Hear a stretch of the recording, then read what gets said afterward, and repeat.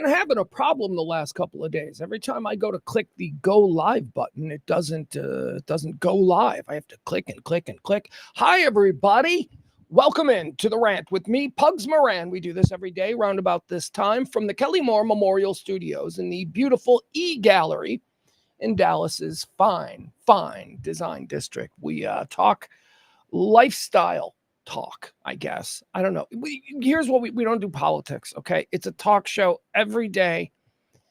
Yes, we live in a very politicized world where almost every issue has some component of, partisanship or culture, war, value, whatever.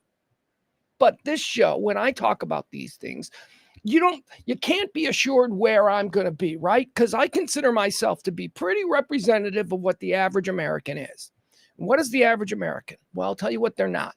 They're not one of the people on the far right. They're not one of the 15% of us who are absolutely nuts. They walk around wearing like team gear for their political party. That's weird. We're also not the 15% on the left, okay? The ones who, are out there protesting because they won't let a dude swim with a bunch of girls or whatever. Those people are gone too. So when you look at it from that perspective, I like to say that we've got 15 on the left or 15 on the right, 15 on the left. That leaves 70% of us who aren't nuts, who aren't just completely drunk on the Kool-Aid fed to us free of charge by whatever political party was throwing the party we attended. Now, we're normal people. We can all do business together. Some of us are conservative. Some of us are MAGA. Some of us are pretty damn liberal. Some of us are pretty damn progressive. And I find myself sort of in the middle there, being able to appreciate all points of view. However, the show is performed as a stream of consciousness. Me, a middle-aged white man of my experience, okay? I can only see the world and react to it through the experiences that I have had as a fairly privileged, look, I didn't grow up rich. I didn't grow up in a tenement either, right? Like mama wasn't a crack whore. I didn't have that experience. I didn't grow up rich. I grew up son of a single mom, working class. So my perspective in all the ways that I react to these stories, I want y'all to know that it has nothing to do with politics, and it has everything to do with just simply who I am. And I like to think I'm a pretty decent person, a pretty fair-minded person. As I said, this show is performed as a stream of consciousness every day. 4 years now we've been doing this. We talk about everything that is essentially piquing my interest. And hopefully, I don't just do this from the position of a rampant narcissist.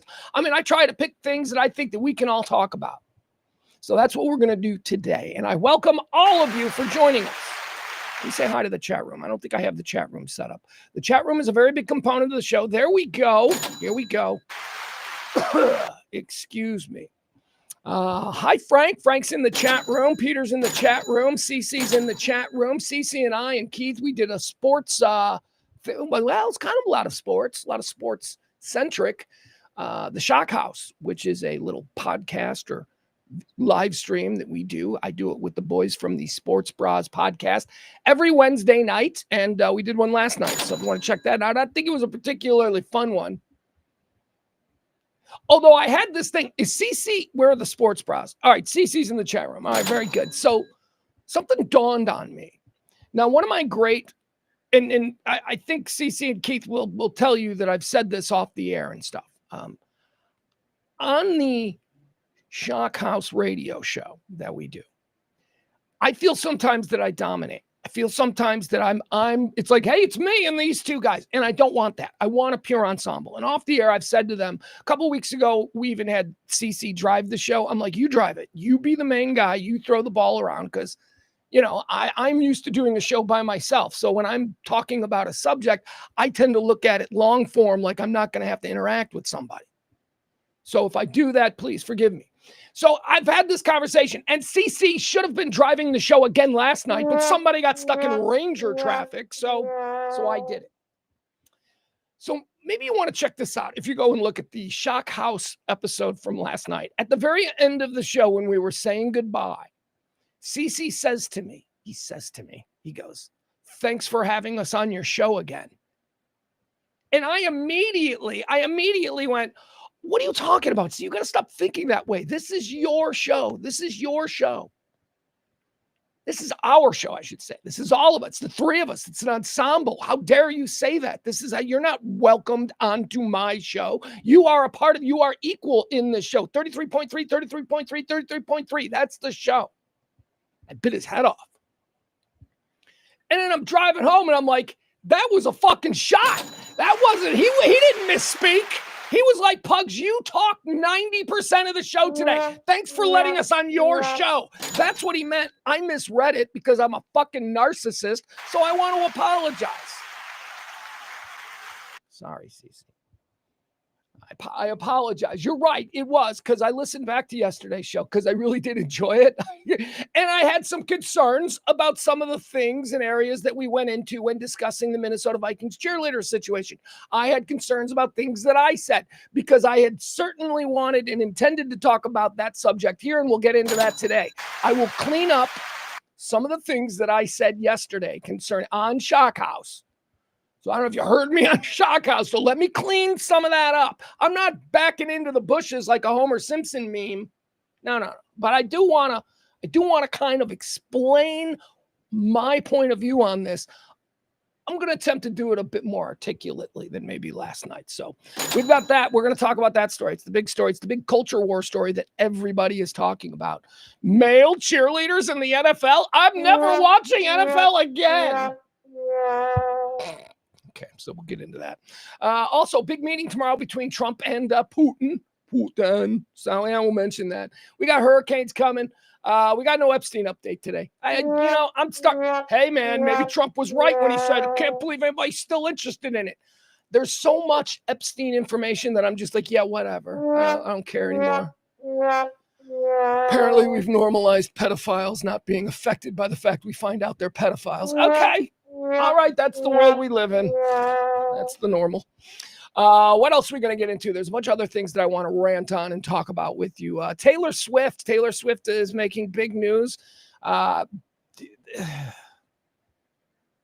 Swift is a litmus test for white men, specifically white men. It's my litmus test. That's what I use. When the name Taylor Swift is mentioned, your involuntary reaction to that news tells me a lot, whether it's a twitch like that or whether it's, oh God, I'm sick of her. It's a litmus test. I'll explain what I mean by that, and we'll talk about why Taylor Swift is in the news again. Today, we're going to talk about a story I wanted to talk about yesterday, and that's a new law, a new entrapment scheme that's going on in England. England is America that didn't have the Trump interruption. And that's what I think historically we're going to call these 20-year period in American history, the Trump interruption. They didn't have the Trump interruption. They had Brexit, which I thought at the time was like way worse than anything could ever happen here. So I don't know. I don't know about how the whole Brexit thing went down. I know they all think it was a mistake, but whatever.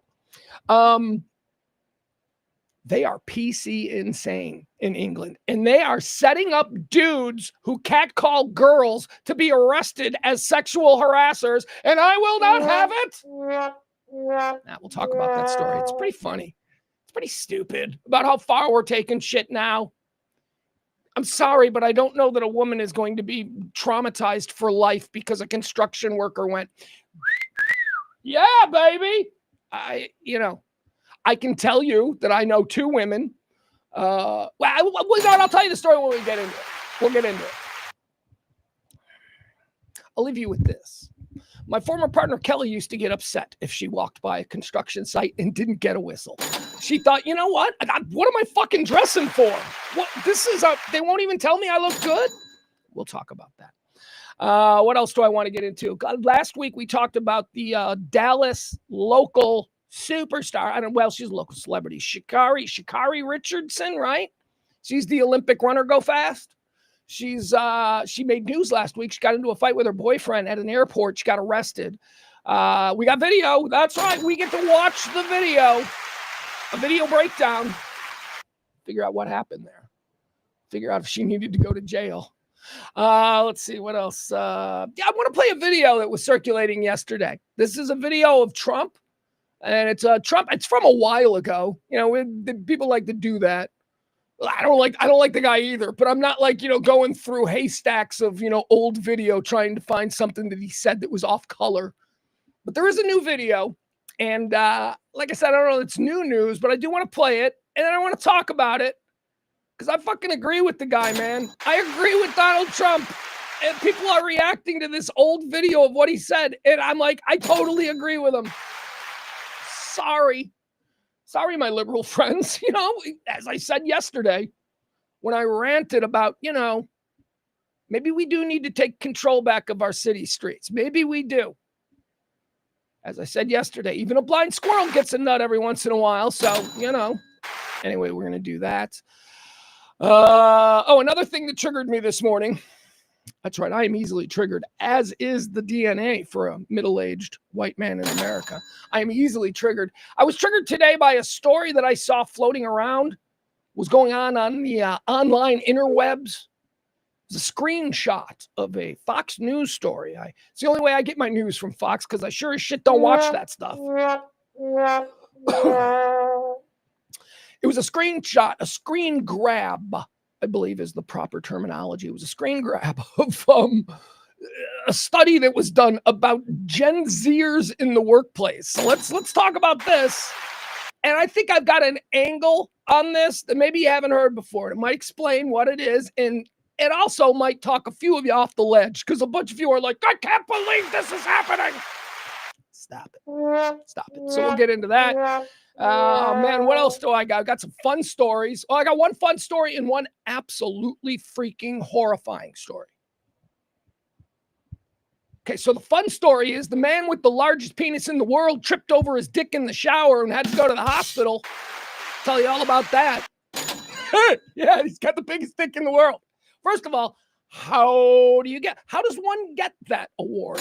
What is the process? Being deemed the largest penis in the world. And here's the other thing about this guy. So obviously, because I'm not a weirdo, the minute I read the story, I went and Google imaged trying to see what this guy's hog looks like. Can't find it anywhere. Tell you what you do get instead. You get a whole bunch of pictures of this dude wearing bicycle shorts. And it's just as good or bad or depressing or whatever it is, whatever your reaction is, I promise that you will have one. So we'll talk about that. That's the fun one. And then the scary ass one.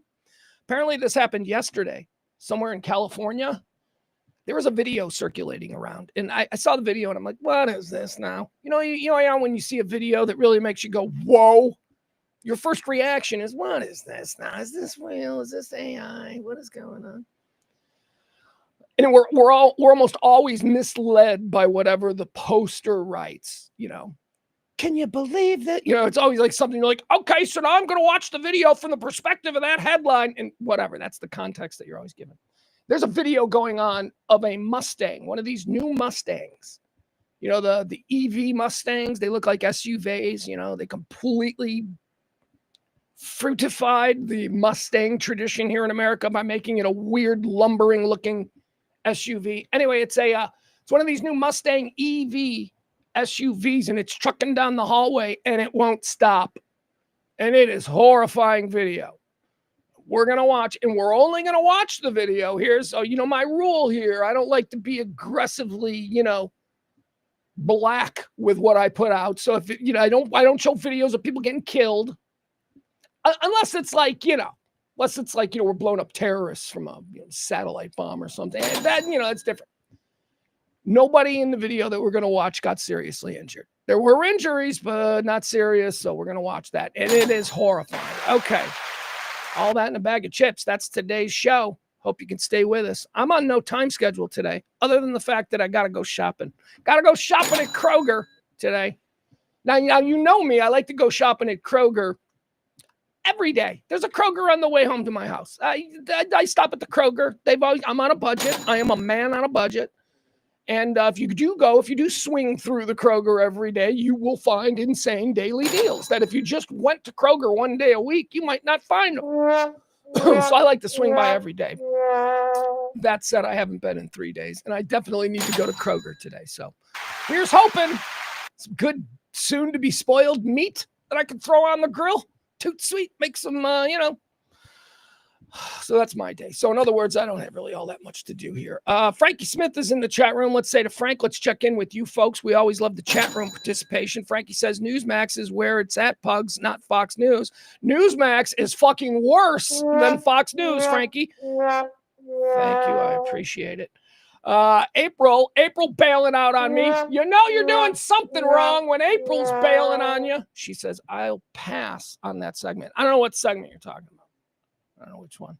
April, which segment? Which segment are you bailing on me? I thought you and I were simpatico. It's very upsetting. Let's see here. Sports Bra says, yeah, numbers were down for last night's Shock House because we were up against Taylor. That's right. Instead of 5 live viewers, we only had 3. Oh, that Taylor. It's true, though. We went right up against the Taylor Heights live stream where she did whatever it is that she did. Oh, there it is. Oh, that's what it's in response to. It's what April said in the chat room just before the Sports Bras mentioned. April said, had to miss Shock House. Need to catch up. Was busy watching Taylor. That's fine. We're going to talk about Taylor. We are going to... okay. Here it is. So April's upset about the Trump praise. See, these are the extremes I often talk about. And I know April didn't mean it. It's not going to be Trump praise. It's just going to be, let's break down what he says. Let's examine why people are reacting to it negatively. And then let's talk about what it really means. And I happen to think that what he said in the clip that we're going to play is not, it's not wrong. It's the quiet part out loud that a lot of people for generations have been afraid of. That is the one thing that I will say about this guy, because he has no governor. And why does he have no governor? He has no governor because he's been Donald Trump his whole life. Donald Trump has never sheepishly walked into a party hoping, he'd find someone to talk to. Donald Trump has been surrounded. Donald Trump was the son of Fred Trump. Okay. He was like a prince of New York. He has people. It's been yes men. It's been an Elvis Presley type, you're the greatest king type lifestyle forever. Okay. It's never been checked. Nobody's ever been like, that's a stupid idea, Donald. Nobody does that. So he has no governor, right? So because he has no governor, he tends to exist in the real world. And oftentimes people are shocked by how bluntly and how comfortable he is saying things that I think are pretty much uniformed in their acceptance in the real world. But we live in a phony world. We live in the phony world of what we're supposed to behave like. And I understand that as well. Hollywood movies, all of the messaging that we get from people in positions of influence for the last 60, 70 years of television, radio, and film has been speaking to our better angels. The hope had always been, hey, let's put out the best case kind of things. And you shouldn't do that. And you shouldn't say that because that hurts people's feelings. And it was well intended.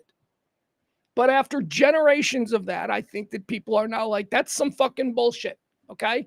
Because it has led to this insanity of political correctness, this insanity of you being checked on everything you say. Everything you say puts you in a corner. President Trump, he's just the guy who's out there saying what's on his mind. Now, a lot of it is horrifying because of those very same reasons, right? Grew up rich, doesn't really understand the real world or whatever. A lot of the shit that he says unfiltered and ungoverned is horrifying. But every once in a while, he says something and I'm like, fucking crazy old guys. So that's what we're going to get into. As a matter of fact, let's get into that right now since I'm already sort of revved up. We'll go out of sight. We don't have, this isn't a show where it's like, here's the big story. So here's the video that I'm talking about. Adam Rainey and I were going back and forth on it this morning on Twitter, and April was joining in as well. So I'm pretty sure that she knows. Where is it? Okay, here we go. So this is something from probably like 30 years ago. I don't know, Trump. Here's something else I'm going to say about Trump. First of all, now he's an old gross man gargoyle. He's big and fat and poops in diapers and all that kind of stuff. But Trump used to be pretty good looking. You ever realize that? I mean, you ever like have to admit that to yourself? Like you see a picture of Trump in 1987 and you're like, that fucking guy's handsome. I mean, he's a goon now, but hey, we all become goons. We all get old, but he's handsome. Anyway, here he is in kind of his younger, although this looks to be just before he jumped in to the political spectrum, but he looked good here, is my point. He looks terrible now. He looks good here. Here you go. This is Trump from a number of years ago.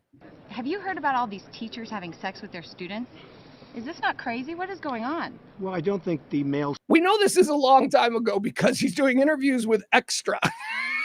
Because if you recall, he did an interview with Extra years ago with Billy Bush that kind of, almost tanked his first run for president. So at any rate, here he is. This is obviously before that was released because he didn't go near Extra. Students have sex with their students? Have you heard about all these teachers having sex with their students? Is this not crazy? What is going on? Well, I don't think the male students have been hurt by it.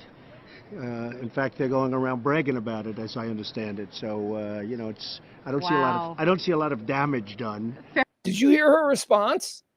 Her response was because she knows that is not what he's supposed to say. Well, what do you mean? What is he supposed to say? Oh, he's supposed to say the thing that is just not true, which is that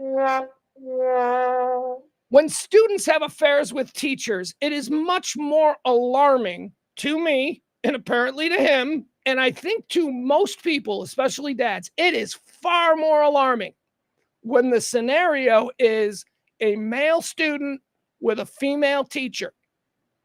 I think, and I've said this, and I've never wavered on it, I think that is something that actually is... Let's move to the second one. We'll double back. Put a pin in what I was about to say there.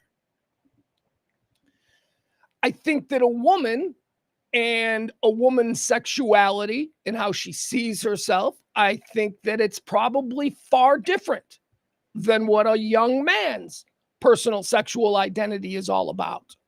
A young girl who's hooking up with, the soccer coach or whatever, I'm made very uncomfortable by that because of the male-female dynamic and because, let's not kid ourselves, he's an authority figure and he's a grown man.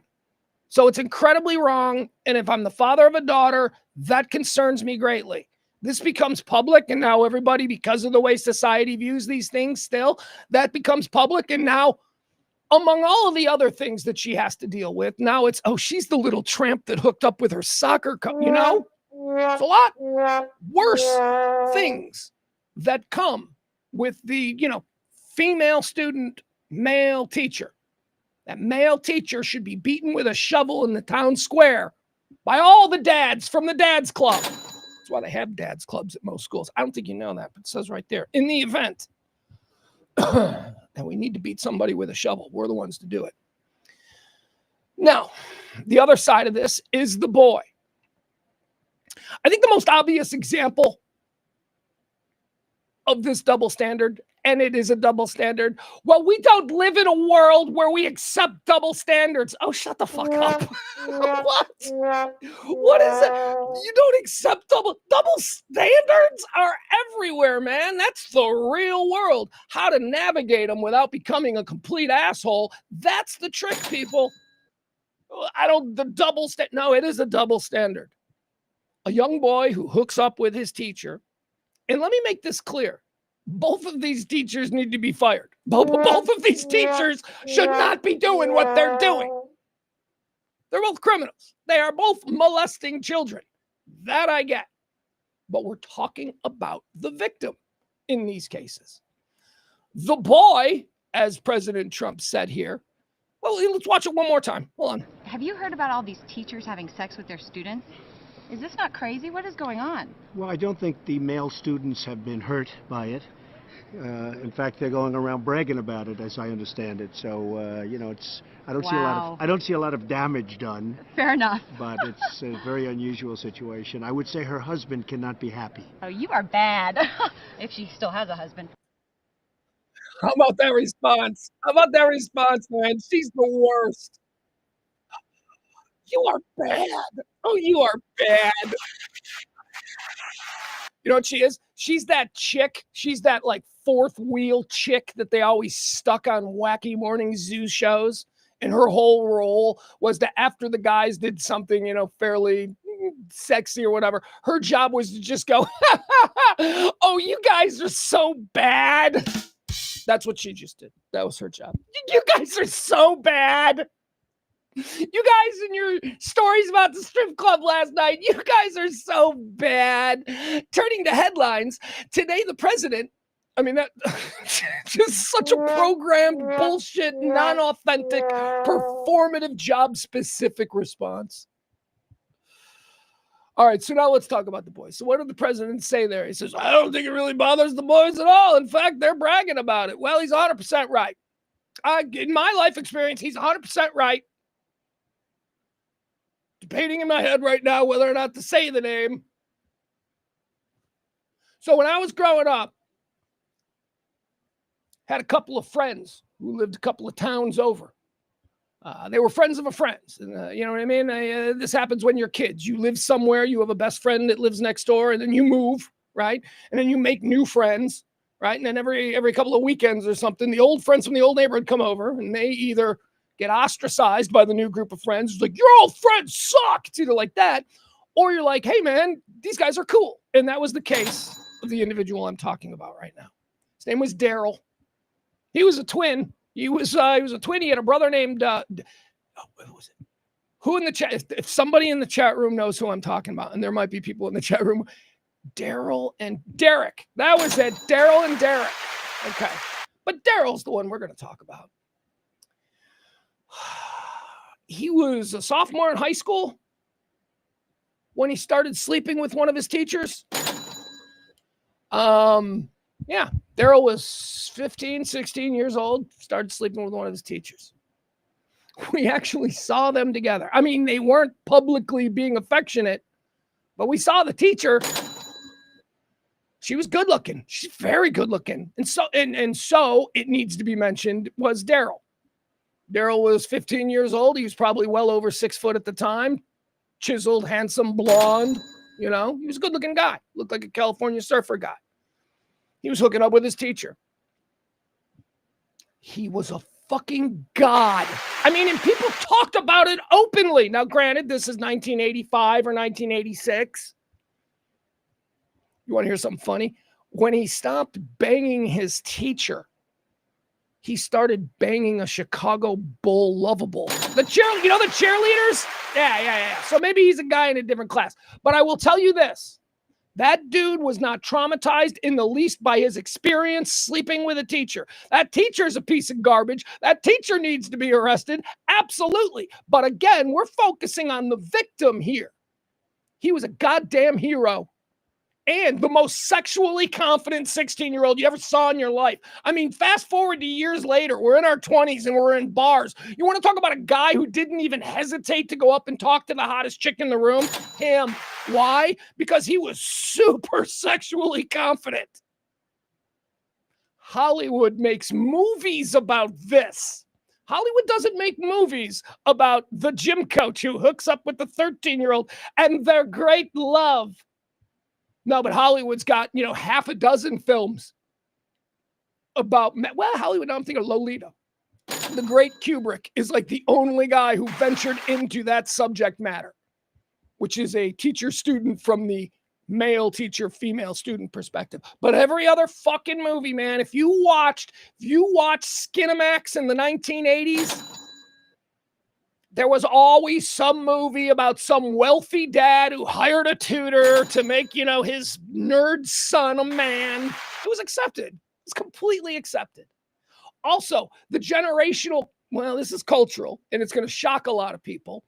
Do I even say the culture? Well, then I'd be like somebody's. I know a number of people from a certain culture, a number of boys from a certain culture who lost their virginity to prostitutes purchased by the uncle. It's always the uncle who does it. It's like one of the uncle's jobs is to, when the boy turns a certain age, usually it's like 16,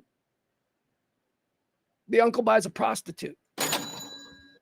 That's not true, Pugs. Yes, it fucking is. Yes, it fucking is. And do you know how many hillbillies have done the same thing? Dads get their 16-year-old sons laid by some horrible meth Appalachian prostitute. It's a thing. The other way is not a thing. Nobody is out there trying to get their daughters laid because they feel that it will build some sense of confidence in them later in life, okay? That is not what the president said because he's not that articulate, but that is the truth of it. It is not the same thing. A young woman having a sexual experience with an adult teacher is not the same thing as a young man having a sexual experience with a teacher. They are both criminal acts. They both should result in the firing of the teacher. They should never coach again or teach again because they obviously make horrible choices around young people. And they should be taken off to jail. But now, back again to the victims. It ain't the same result. It ain't the same thing. A girl who goes through this could be seriously traumatized forever. Her whole sexual identity could be overturned. Whereas it is almost the exact opposite for boys. And if you are sitting here hearing me say this and you're like, that's just not true, well, then we don't have anything to say. Respectfully, we're just going to disagree. And I'm not going to waste my time trying to figure out why I think you're so incredibly wrong about this. We're just going to disagree. And in this particular case, I do not disagree with the president of the United States. I think he's absolutely right. So go ahead, flame away at him. It's striking to hear, I think. And the interviewer there from Extra was taken aback. She didn't expect to hear that. She asked a question and she expected the programmed response. She asked him, what do you make of all these student-teacher hookups that are in the news today? The response she was expecting was for him to go, well, you know, it's terrible when adults take advantage of children. The whole programmed response. And it is terrible. That is a terrible situation. And I can't say it again. Both teachers in these two scenarios deserve to be in handcuffs and should never teach again. But the residual effects, the trauma, if you will, are not the same. So let's stop pretending that they are. All right. Now let's talk more about tomorrow. Tomorrow's the big day between Putin and Trump. Putin, a world-class master of psychological manipulation, is going to come up against Trump, a guy who doesn't have a governor and just kind of says whatever he wants. I don't know what's going to happen here. Yeah, whatever. Whatever's going to happen is going to happen. Trump is saying that he's going to end the Ukraine war. Well, how's he going to do that? Trump can't just have a meeting with Putin and then announce the Ukraine war is over. He can't do that. That's not how it works. So whatever comes out of tomorrow is just going to be, whatever. Excuse me. However,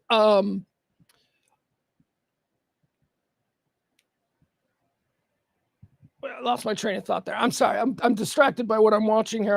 I'm watching story of a school bus crash here in Texas that I didn't see earlier, so I'm a little distracted by that. I do apologize. So what I think is going to be most interesting, though, about seeing the end result, I don't know. Smart eggheads are going to have to break down what they talked about and what it means. And then, based upon whether or not I trust the egghead who's speaking, I'll make my decisions. So I don't know. I don't know anything about the world in that way, and neither do you. We all just parrot whatever we see people we think are smart saying on Twitter or here on Fox News or whatever. But what I am interested in, and this is going to be really telling, because as I said at the beginning of this, Putin is a world-class psychological manipulator. After the meeting, Trump's first interaction with the press, is he going to do another, I believe Putin and not my DOJ or what? Is he going to say some things that are going to make people like me who absolutely hate Putin? I mean, what I'd like him to do is sit there, shake his hand, reach into his waistband, pull out a gun and blow the fucker's head off. That is what I would like to see happen, but I know that can't happen. So the end result is just going to be, all right, is he going to kiss his ass? Is he going to slurp Putin? Did you see what Putin did today before Putin left Moscow? Putin made this long, flattering statement about the great Trump. This is great opportunity for our two countries. He's great, man. Why? Because Vladimir knows flattery will get you everywhere with this guy. You get whatever you want. You want all of Crimea, and then you want a half of Ukraine into Mariupol. You got it. Tell me I've got dazzling eyes. The trick is getting Vladimir Zelensky. Getting that guy. They're not going to give up. They're not going to give. Anyway, we shall see. So that's tomorrow. Big meeting in Alaska between President Trump and President Putin. You know what it reminds me of? It reminds me of, do you guys remember House of Cards? The Kevin Spacey? I don't know who else was in it. Like, it turns out a lot of people were in it. Like, when you go back and you watch House of Cards, you're like, oh, that guy's from that. He's from this. He was in this too. So my point is, a lot of people were in House of Cards who were nobody when we first watched House of Cards. They're now, pretty famous people. A lot of them, I can't recall their names, but trust me on that. The actor that they had portraying the Vladimir Putin character in House of Cards was fucking great, man. I don't know if you guys, again, I might be speaking to 10 people or 5 people or less, who watched House of Cards. But here, let's watch this. This was Kevin Spacey as President Underwood speaking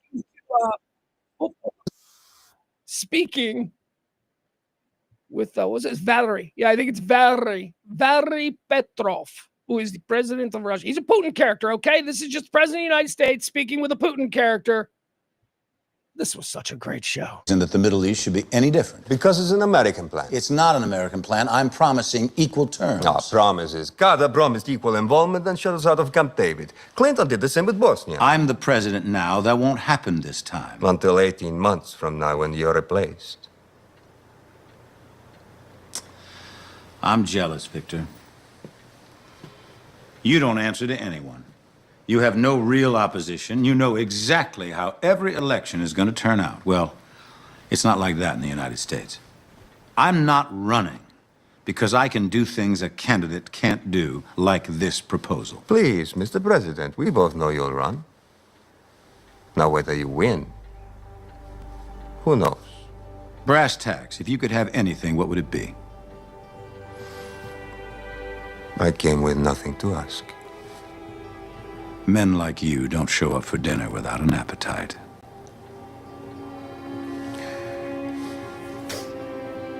It was a long flight, Mr. President. How about we stop here for now? I rest my eyes a bit and put some thought into this with a fresh mind. Oh, man, that guy was great. He even looked like Putin. It's like they went out and they got like a Russian president that looked like Putin. And I got to tell you, man, there ain't no way that President Trump is cut from the same jib as President Frank Underwood. President Frank Underwood was Putin's equal match, a master manipulator. Trump just wants to be told he's pretty. And I don't want to fight. He's nice. He told me I was pretty. So he wanted Mariupol. Whatever. They got it. It's not a problem. He's a people pleaser, our president. So we'll see how that goes. All right, what else do we have here? Let's see. Tropical Storm Erin. Let's check in on her. Apparently this weekend, we're all supposed to be very excited. Those of us who don't live in a hurricane zone, that is, very excited about this new tropical storm that they believe will turn into what could be, some are predicting, a Category 3 hurricane. Where is it? Let's check on her right now. Oh, there she is. Look at her right there. There she is. She's got a while to go, though. Coming up on Puerto Rico, they think. They think it's going to cross over Puerto Rico by tomorrow morning. So here, it's going to go this way. All right, if you follow the arrow, right? So here's the arrow. All right, so here's where they're saying it's going to go. Saying Puerto Rico, it's going to curve and then get sucked right up here. So landfall, at least from one of the tracking things that I saw, they said was going to be in Alabama. So, oh, look at lucky Alabama, Mobile, Pensacola border kind of area. All right. There you go. It's a little too early to be tracking a storm yet, but we are at the point now where we can see her. So that's good. All right, here it is. All right, so here she is. And then all of these, do you guys know this about hurricanes? Have you guys seen this when it comes to hurricane and they all come from the same place? They do. Check this out. I'm always fascinated by this. I hate to say it as a middle-aged white man, but it's another terrible thing that comes from Africa. I just got to say, this is not a lie. This is a terrible thing. It comes from Africa. It can join AIDS. and I don't know, a whole bunch of other things. Apartheid, just all the bad things that come out of Africa. Hurricanes are one of them. This is where they all start. Like all hurricanes start here on this like African coast, like on this side of the coast. So like this one probably, okay, so it's path. So it probably started around Gabon, French Gabon. So it's probably started there and then it goes this way. See, look, and it's almost like a bowling alley. It just goes straight up this way, right into us. And that's where we have our problems. All right.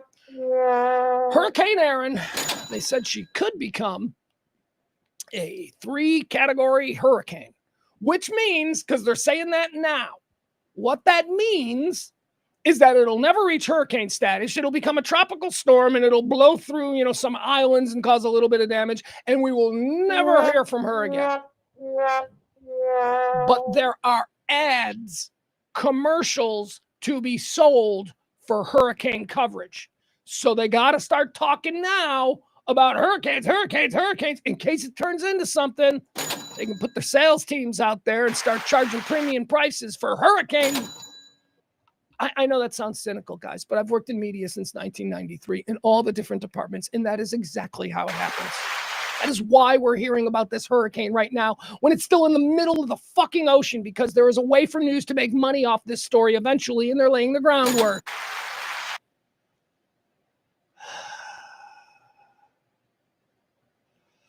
All right, let's see. What else do we have here? It's hot in this room. I got to tell you, folks, it is hot.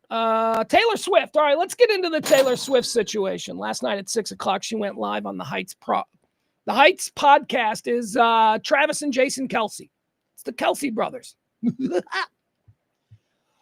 There is no way for non-famous people like myself to penetrate the podcast arena without the subject matter. It has to be the subject matter that sells. It has to be the gimmick that sells, because there is absolutely no fucking way for non-celebrities to get any traction in the podcast world anymore.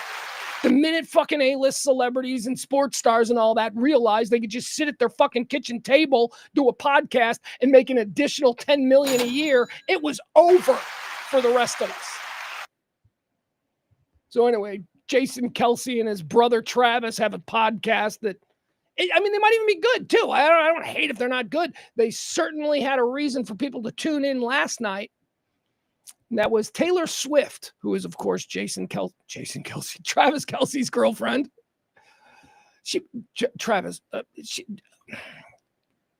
Look, with all due respect to offensive linemen out there, no offensive lineman was ever getting Taylor Swift. Okay, Taylor Swift, if she was going to hook up with a football player, it was going to be somebody who scores touchdowns. It was going to be a glory boy. So when she, looked at the Kelce brothers, it was a no-brainer. She went with the glamour boy, Travis. She didn't go with the grunt, the legendary grunt, who is the brother Jason. But she came on, and it's what, look.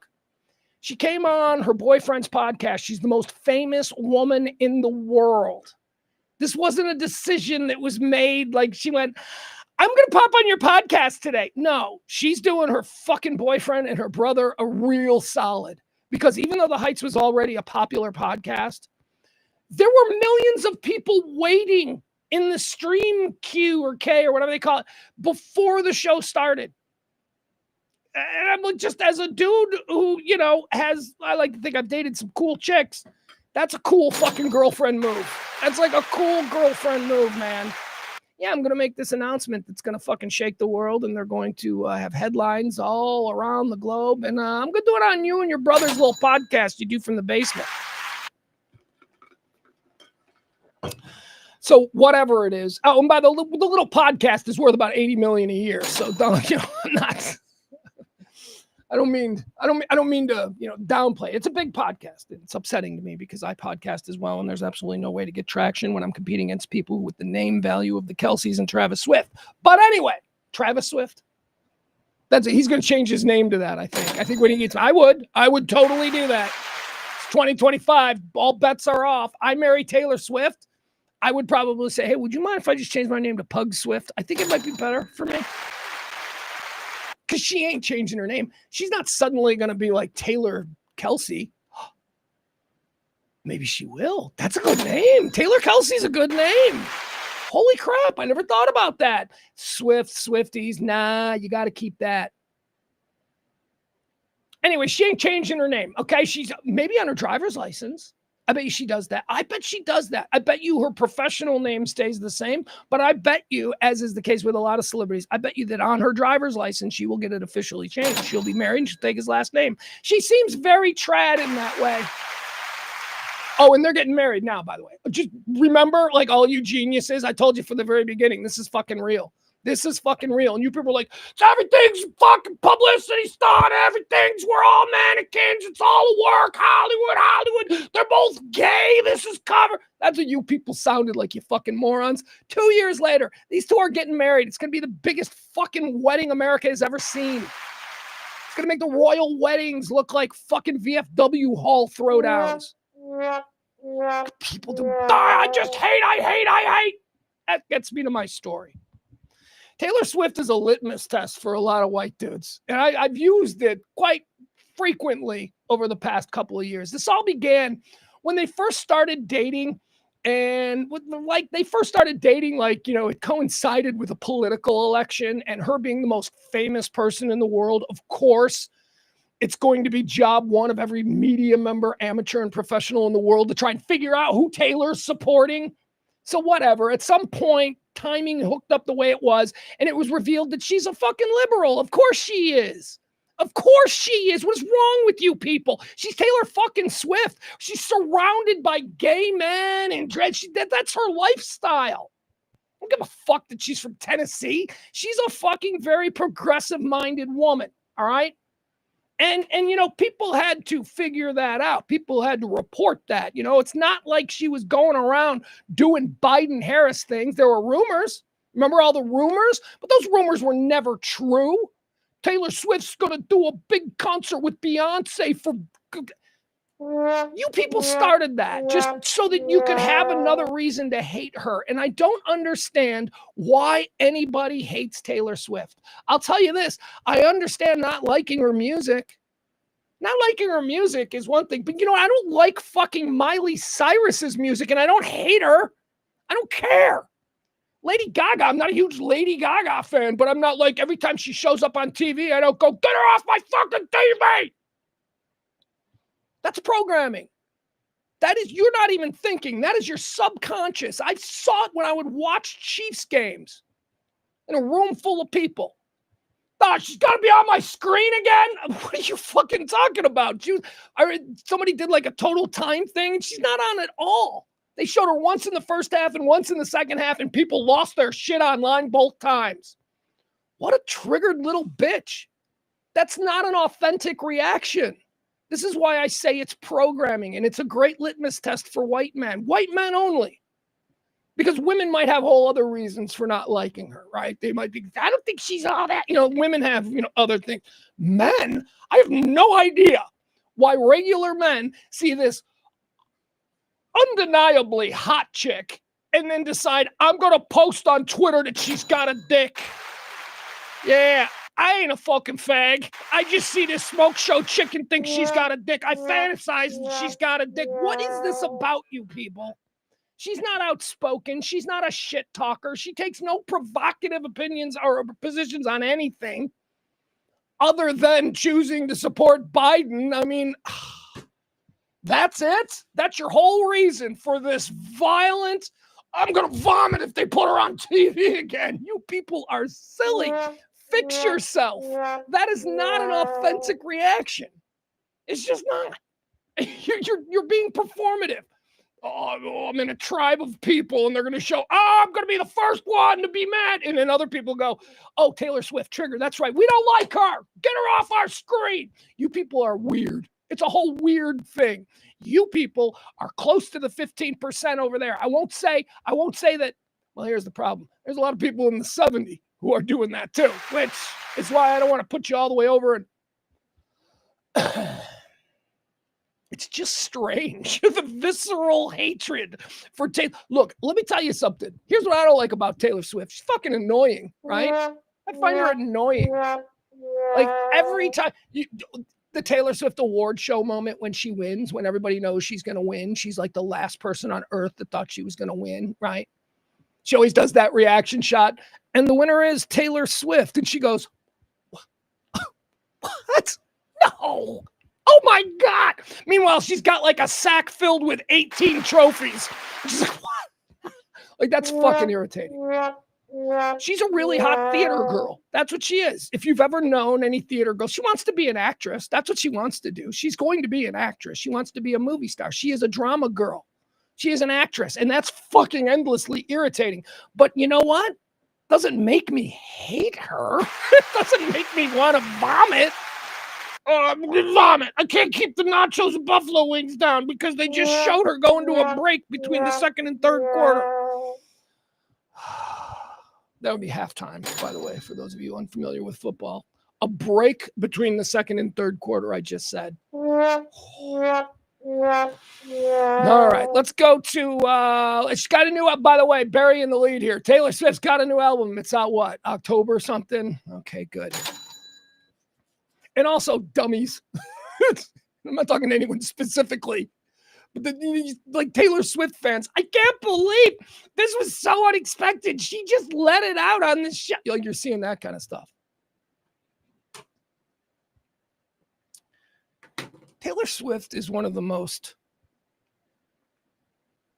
They didn't just let it slip on the show, okay? This was a plan from the very beginning, all right?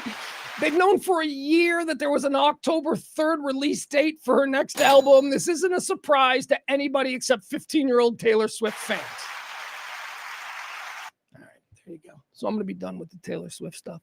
But for some reason, in the middle of that rant there, Google Drive has signed me out. So I must now take a moment, try and sign back in.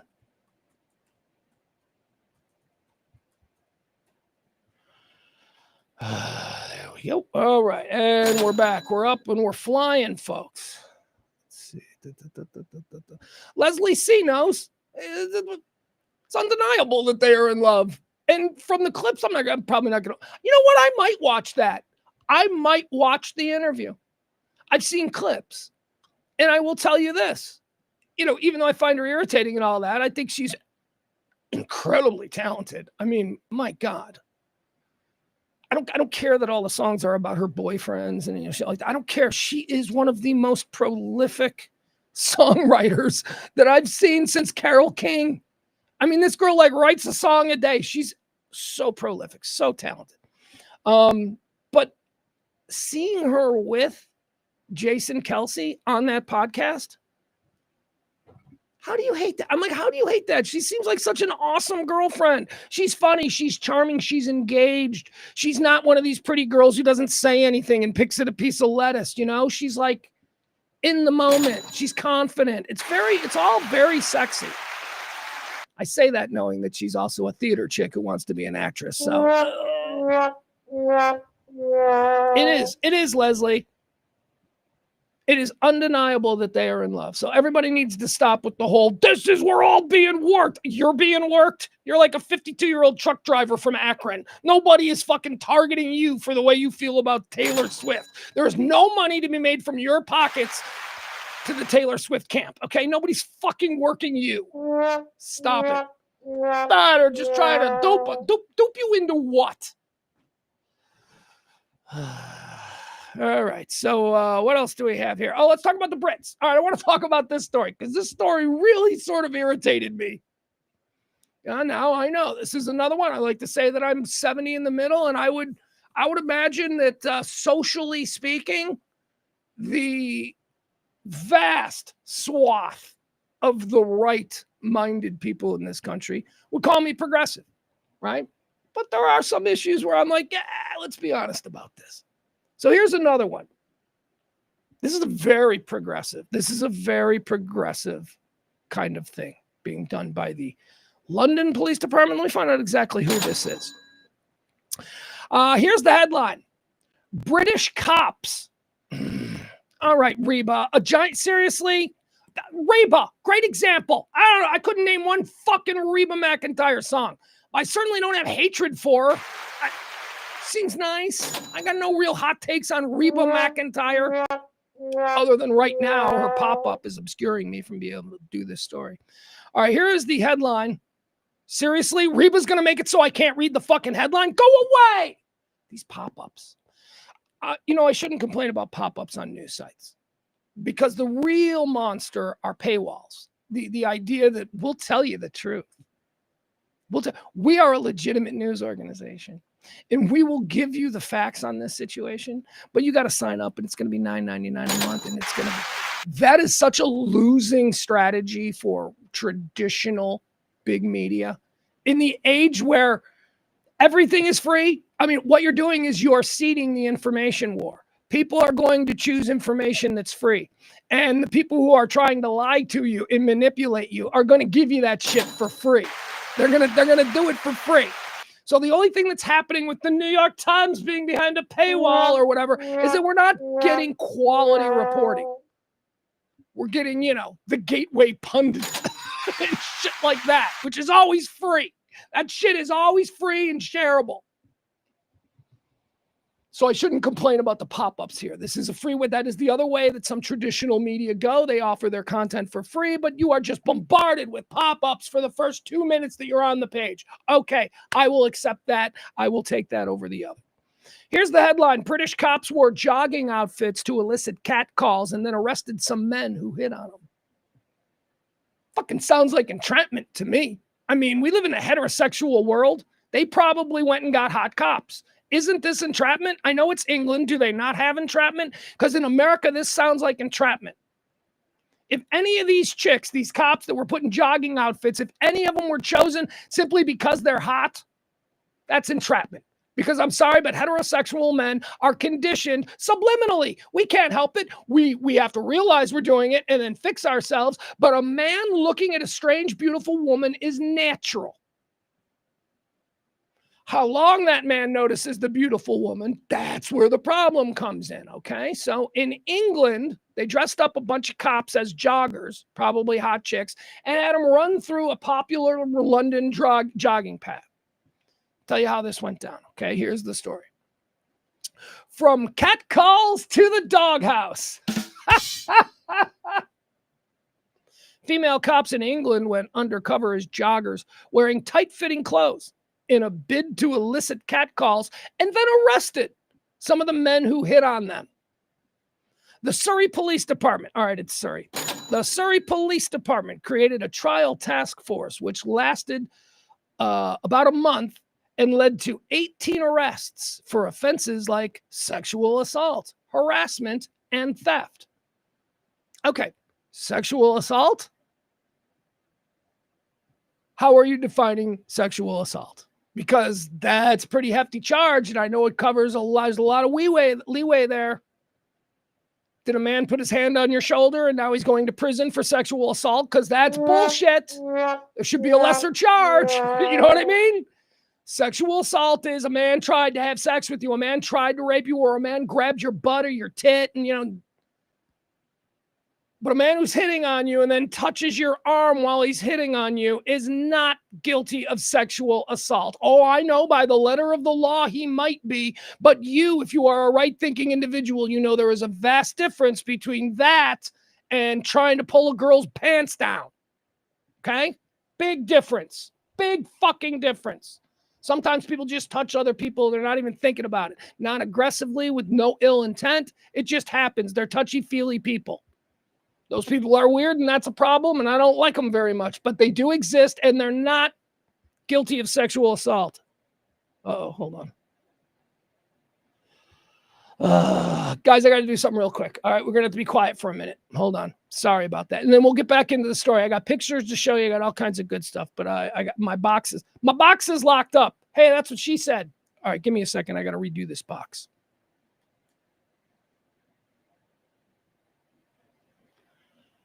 Oh man, it actually won't turn off now. All right, it's got to be a power thing. All right, you're not going to hear me for a minute, but you are going to see me.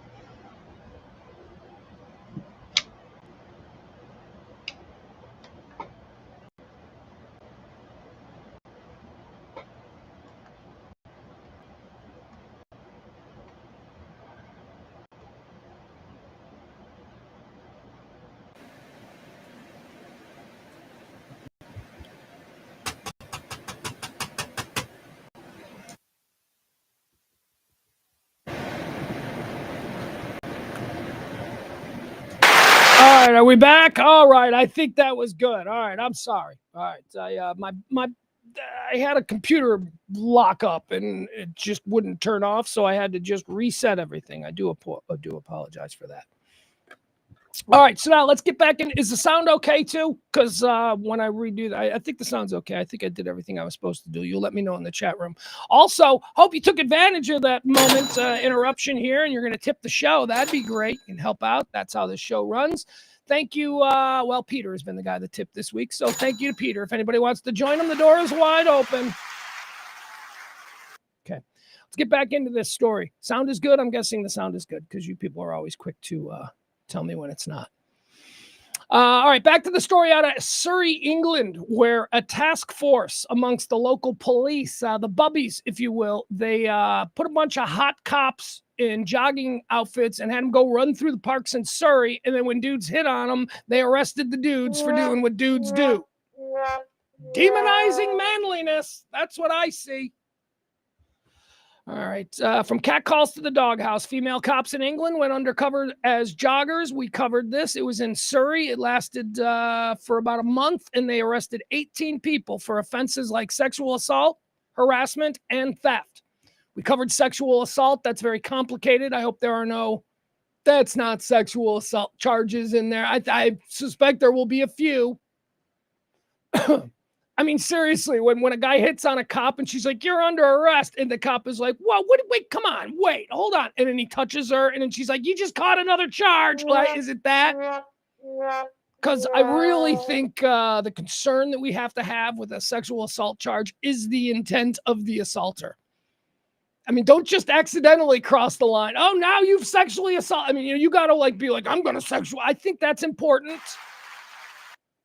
Here's a picture of a couple of the Surrey cops. You want to see them? You want to see what they look like? Here they are. These are the Surrey police officers, British police officers in England, who dressed up like joggers and then hit a park. Look at them. Got to be honest.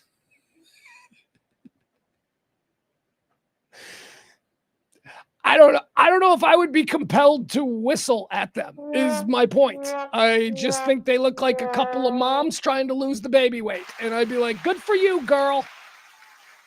I mean, this is not overtly sexual, right? This is not, well, maybe, they got to pick from a certain group of police officers. Maybe they don't have any super hot police officers. All right, let's get back into the story. There they are.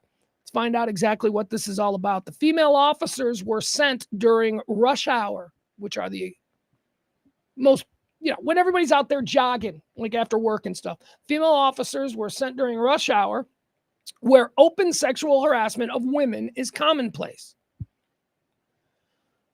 Well, look, let me tell you this.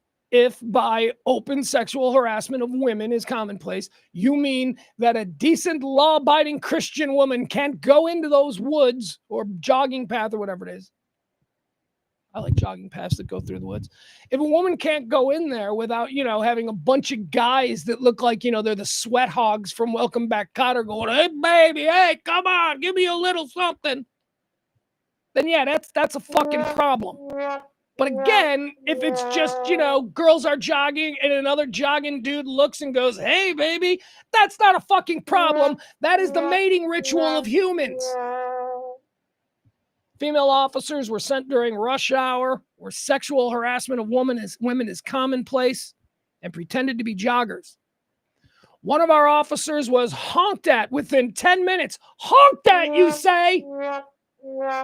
Unless you're talking about somebody running up and grabbing her tits and going, honk, honk. This is not a crime. Honking at a pretty girl is creepy. It is not a crime. All right? Within 10 minutes, she got honked at. Well, maybe she should get the fuck out of the road.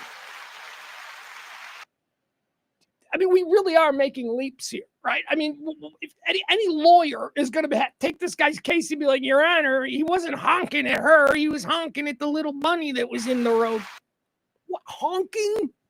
This is why you have to take police officers off the streets. Well, I guess maybe it's Surrey, England. I guess they don't have the street takeovers that we were watching yesterday on this show. So maybe they do have a little extra time on their hand as police to do nonsense things like harass people for just being people. That this is not to say, by the way, that, you know, if there are like serial rapists and there's women who have been accosted and chased down, well, those are criminal acts. And if that's the real problem, if it's like, oh, women are being chased through the woods by crazed perverts, yeah, then I can see why you might need this. But if the problem is that women just feel objectified on the jogging paths of Surrey, shut the fuck up. I was telling the story about my former partner, Kelly, who the anniversary of her passing was just 2 days ago. So I've been thinking a lot about her lately. And she was very funny. She used to become upset if she walked by a place where people usually got hit on, like I guess the stereotypical image is the construction site. Hey, mama, shake it for me. You know that? She used to say, you know, I need that. It's like, you know, women need that. She used to argue that women want to look good. You know, when I want to know when this idea came around where and maybe it's generational. Maybe this is a Gen Z thing. Maybe Gen Z girls don't want to be hot. Doesn't explain, from what I understand, the boom of Gen Z porn girls, but whatever. Don't objectify me. Oh, please. Guess nobody's getting breast implants anymore. I guess women don't want to be hot. Well, that was my old partner's point. It's like, women want to be hot. We don't want you chasing us and following us. But if I'm walking down the street and you whistle out the window, that's going to make me smile. I also had a girlfriend who was friends with Kelly, and I remember them both talking about this. We were walking in LA, and we were walking in front of the Comedy Store. If you're familiar with LA, there on Sunset, we were walking in front of the Comedy Store, and my partner Kelly and my girlfriend at the time were two very attractive women in their early 30s. Well, my girlfriend was in her late 20s, and a guy said something to him. And me and who else was with us? Somebody else, some other guys. I think it was Dick Hunter. Oh, I think it's Miss Sunny Hunter was there too. Dick Hunter's wife was like a bombshell. So yeah, somebody said something. And the girls were immediately like flattered by it. Those were real women. Now, they're real women who were Gen X and late millennials, so maybe they grew up in a different time and they weren't fucking, you know, programmed to be outraged at any kind of attention.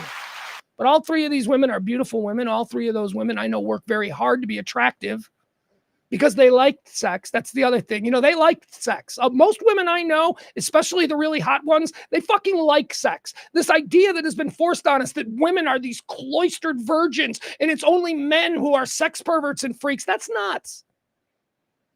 Women used to enjoy. Their egos used to get a little bit puffed up. Women like being pretty. You know who doesn't like women being objectified in that way? If I can borrow that word, ugly women. Unattractive women who are jealous. That's what it is. I know I'm an unattractive man and I see the attention that attractive men gets and it makes me jealous. But I'm not a crazy person, so I just go on with my life. And I'm like, well, I'm not George Clooney or Brad Pitt. So what? I mean, as long as it doesn't become something that one of the parties involved is trying to take something that isn't being offered, then it's fine. Men are allowed to hit on girls. I tell my son all the time, I want my son to be confident. I want him to shoot his shot. What was the story about shooting a shot that I heard the other day? The lovely Mrs. Cirillo. The lovely E of E Gallery. His wife was telling me a story. Oh, yes. So I was talking with E's wife and E's son. And E's son was upset because they had gone somewhere and some high school boys had made a pass at E's wife. which, duh. I mean, she's beautiful. Anyone who knows her is like, yeah, she's really hot. Miss Wendy, we'll call her. So that, of course, traumatized the teenage son. The teenage son was like, oh, God. And I'm like, yeah, deal with it, kid. You got a hot mom. And the kid was like, I can't believe they would do that. They just walked up to her. They just started talking to my mom. And they were like, you know, flirting. I can't believe they would do that. And then me and Wendy both Now, remember, Wendy is the mother of this young man. Me and Wendy both said, dude, you're looking at it wrong. Those dudes are confident, and you're going to have to deal with that kind of competition. And then Wendy said, yeah, Dom, they saw something. They saw a pretty girl, and they weren't afraid to talk to her. Those are lessons that young men need. I believe, and I will always believe that, because there is nothing greater in this world than falling in love. To deny yourself the opportunity to chase love. Look, every rom-com we've ever seen was started by some kind of meet cute, which in the real world, or at least how it's portrayed on social media, would have been reason to call the police. How they met in Sleepless in Seattle? Call the police. That's weird. She's being victimized. Stop it. Okay, there is a very clear distinction between people who are, giving unwanted advances and then just people out here in the world trying to hook up. England doesn't seem to understand that. England just went, oh my God, she felt safe for us. She's felt unsafe for a split second. That man must go to jail. Well, let me ask you this. How unsafe does that man feel now that he's in the backseat of a police car in handcuffs? Why is it we got to bend over backwards for the woman to feel slightly unsafe for a minute and then fuck over a guy who simply said nice ass? You can't say nice ass. Is that over the line? Is that a little too aggressive? I don't know. I've just watched 2 seasons worth of Vikings in the last 7 days, so maybe I'm not the best barometer. Yes, nice ass. You should be a little bit more. But saying hi to girls you find attractive is not reason to be penned as some kind of sexual harasser. How are you supposed to meet people? Online? Discord chats with friends? Now, I know I'm a middle-aged white man, and I come on here and I yell and I scream and I bitch and moan about things, and I understand completely that it's because the world is no longer the same world that I was made comfortable in. And I'm struggling. But every now and again, stories like this come up, and I am just, that is the Rubicon. That is a lie. We are stopping boys from being able to flirt with girls, and I know that this is a different situation. These are grown men, but I have to imagine these are young men. Look, if it's a 62-year-old guy who's like, hey, mama, you want to get busy with some 23-year-old jogger, that guy's a fucking problem, okay? There's something else going on here. But if it's 23-year-old dudes just going, hey, girl, can I get your number? That is not something people need to be arrested for. In fact, if we start arresting people for that, we're going to see a population decline like we have never seen before. No, that's not how it's done. Here's how it's done now. You get an app on your phone and you either swipe right or swipe left. That's the only acceptable way to hook up with a stranger these days. Fuck you. Go away, you weirdos. How you supposed to have meet cutes if all of a sudden every time a guy shoots his shot, he's got to worry about a cop jumping out of the bushes and putting him in cuffs? Seriously, though, I am a little bit more aggressive, I think, these last couple of days because of the influence of rewatching Vikings on Netflix. Oh, my God. I'm so... Forget how amazing that show is. If you have never seen Vikings on Netflix, you are really denying yourself. Well, look, I guess maybe if you're a guy and you like guy stuff and you like history and you like, extended massive Viking battles, this is the show for you. It's incredible. Of course, I watched the original run of Vikings. I think it was like 5 seasons. I think it was on History or something. But now, now it's on Netflix. So I'm watching it on Netflix. Again, haven't seen it in like 5 years. Forgot everything. So what happens when you watch the original run something high? Like, seriously, like if you like watch like every Sunday, man, smoke a joint and watch The Sopranos, you need to rewatch The Sopranos because there's a lot of shit you don't remember. You're going to be like, oh, yeah, forgot about it. It's kind of how I'm enjoying Vikings these days. Oh, yeah, I don't remember that. So I apologize for being maybe a little overly aggressive here. Let's see. What does Adam have? Adam is in the chat room. I've been ignoring you guys, and I know that Adam's always somebody with particularly flagrant hot takes. Let's see what he has to say. He says, the level of leering I saw from Pugs was shocking. Even for a strip club, he was basically the cartoon Ooga eyes popping out of his sockets level of hornball. I don't know what the fuck he's talking about. Everybody who knows me knows that I never accepted lap dances and that I only went to strip clubs because I had to because of sales.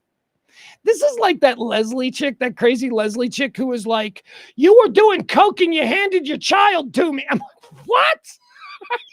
What? What are you talking about? I never hung out with you. So I don't know what Adam, Adam may have been a part of something that he saw and I don't know what he's talking about, but here's what I do know. I'm going to amplify it. I'll let him say whatever he wants. Here he goes.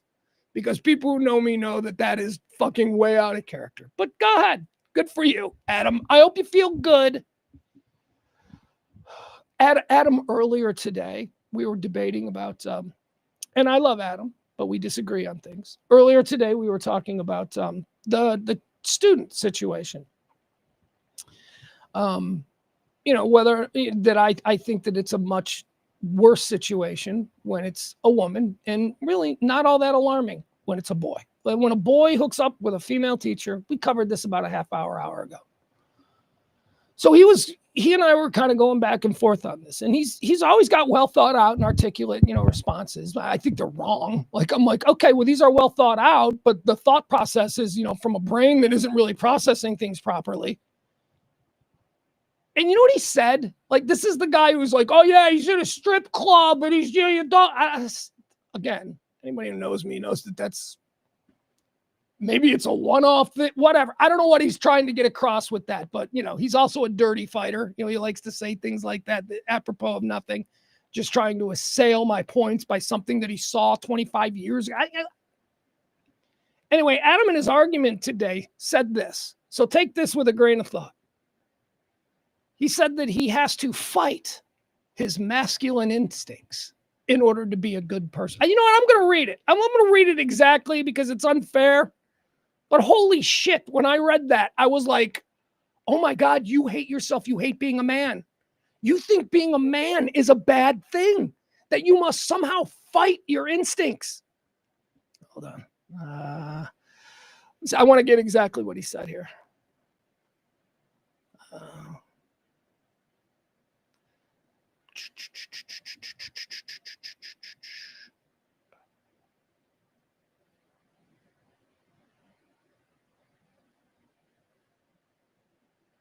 Hold on. I'll find it.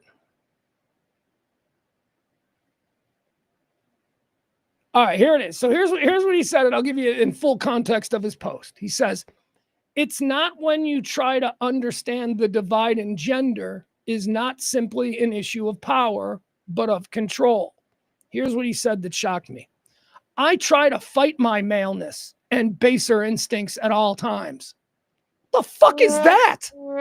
Dude, that's a you thing. That's a problem with you. The fact that you think that you need to fight your maleness because you think being male makes you instinctively bad. And that, friend, is our disconnect.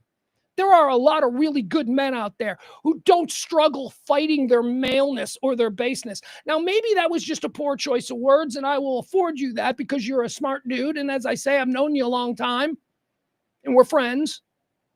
But man, that was like, when he said that, it really struck me. I'm like, fight my maleness? He has been programmed by a left ideology to think that his maleness is somehow negative.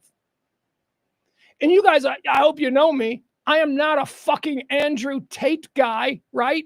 Those are the extremes. The whole alpha male movement is hysterical to me because there's no such thing as an alpha male who turns to someone like Andrew Tate and goes, teach me how to be more of a man.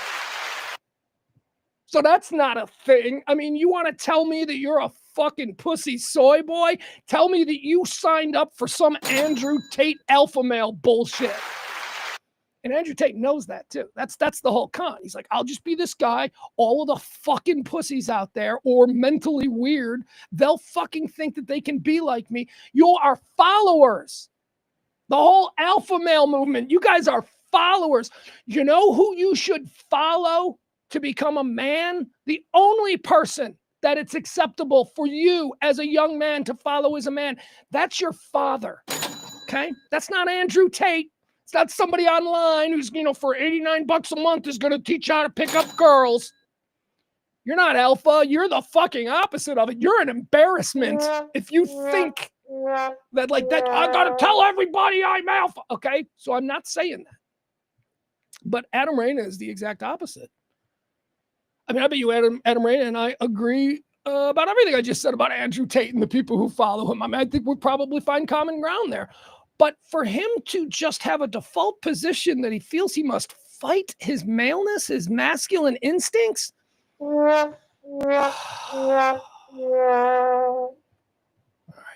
I got to go back to the chat room and see what Adam's saying because I have to give Adam his chance. I mean, I can't. That was, took a shot at me in the chat room. And then I went on a 10-minute rant. I wouldn't want it to be unfair. He says, and I don't hate myself. I love myself, in fact, and I think I'm a good man. I think you're a good man, too. I think you're a great father. I just think that you have some worldviews that are just really fucking wrong. Really wrong. You don't have to fight your male instincts or your baser instincts in order to be a good person. There are good men out there. Men are not inherently bad and women are not inherently victims, which is how you come across when you say these things. I know some fucking hardcore predator women out there. My God, there's a woman who used to run a major radio company in this town who is a fucking arch predator. Now, I don't mean sexually. I mean boardroom. I mean hardcore. I mean alpha all the way. Do you think what is she fighting? What is she chanting? What is she doing? What do you mean? I mean, look, we learn how to be good men from other good men who we are around when we are 8 and 9 years old. It's the only way. It's not coming from Andrew Tate. It's not coming from any of that. All right, let's see. Is there anything more here on this story? We're talking about Brit cops arresting dudes for catcalling girls. Yeah, here we go. Okay, so one of the officers in this group of undercover female jogger officers, one of the officers in the group said the harassment she faced during this trial, the trial period of decoy women is what she's talking about, not an actual judicial trial.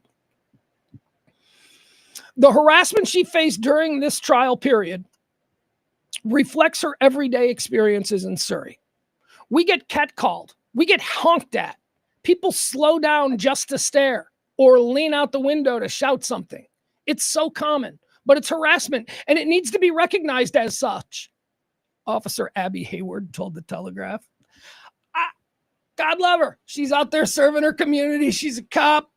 She's probably much younger than me. I'm sure of it. If she's being used in jogging decoys for the police department, she's probably in her 20s. I can just simply say that this is not the attitude of most women that I know. But then again, I don't know a lot of women who are in that group. And if this is how modern women see this issue, I don't know, man. I think that's a problem. And it does explain, my son. I don't want to talk about him in this. Never mind. All right, there you have it. So people being arrested there in Surrey, England, just for going. What else do we have here? Sha'Carri Richardson. Oh, watch this. Okay, so Sha'Carri Richardson, she's the Olympic sprinter. I don't know if she's good or not, because I remember when the Olympics were on last year, we all gathered around and we watched her, and it was like one race. It was like, here's her first race of the Olympics, and she got smoked like somebody else. And I'm like, what? So is she done? I don't know if she was done, but I lost interest. The pre-Olympic hype is all, yeah, she's from Dallas, and yeah, she's fucking awesome. And then, you see her lose, and you're like, okay, I guess I'm not going to follow her for the next 2 weeks of this Olympiad. So I lost track of her. I don't know if she won anything. Maybe she did. Although, let's be honest, when it comes to the sprinters and the runners, if you walking around calling yourself a gold medalist, but it was in like a 4x4 relay kind of a thing, I'm like, no, it doesn't have the same, your gold medal as one of a team of 4 runners. It's not the same thing. Not the same thing as you winning the 100 meters or, alone, something like that. So I don't know what happened with Sha'Carri Richardson, but she is still a very high-profile member of the United States Olympic team. She's still training. She's got a boyfriend who's also on the Olympic team. His name is Christian Allen. I don't know. Let's just call him Christian Allen. Let's go with that. It's her boyfriend. And last week I told you the story about how Sha'Carri Richardson was arrested in a Denver airport for apparently beating up her boyfriend, beating up her fellow running boyfriend.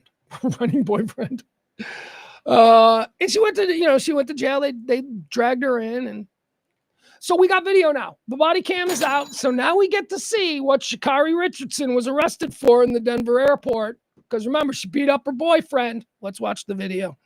All right, here we go. This is it's going to be body cam. Yeah, this is body cam. If you remember, she was arrested for assault on her boyfriend, but when we read the details, it turned out that the assault in question. Hold on. The assault in question turned out to be, a shove. She shoved her boyfriend.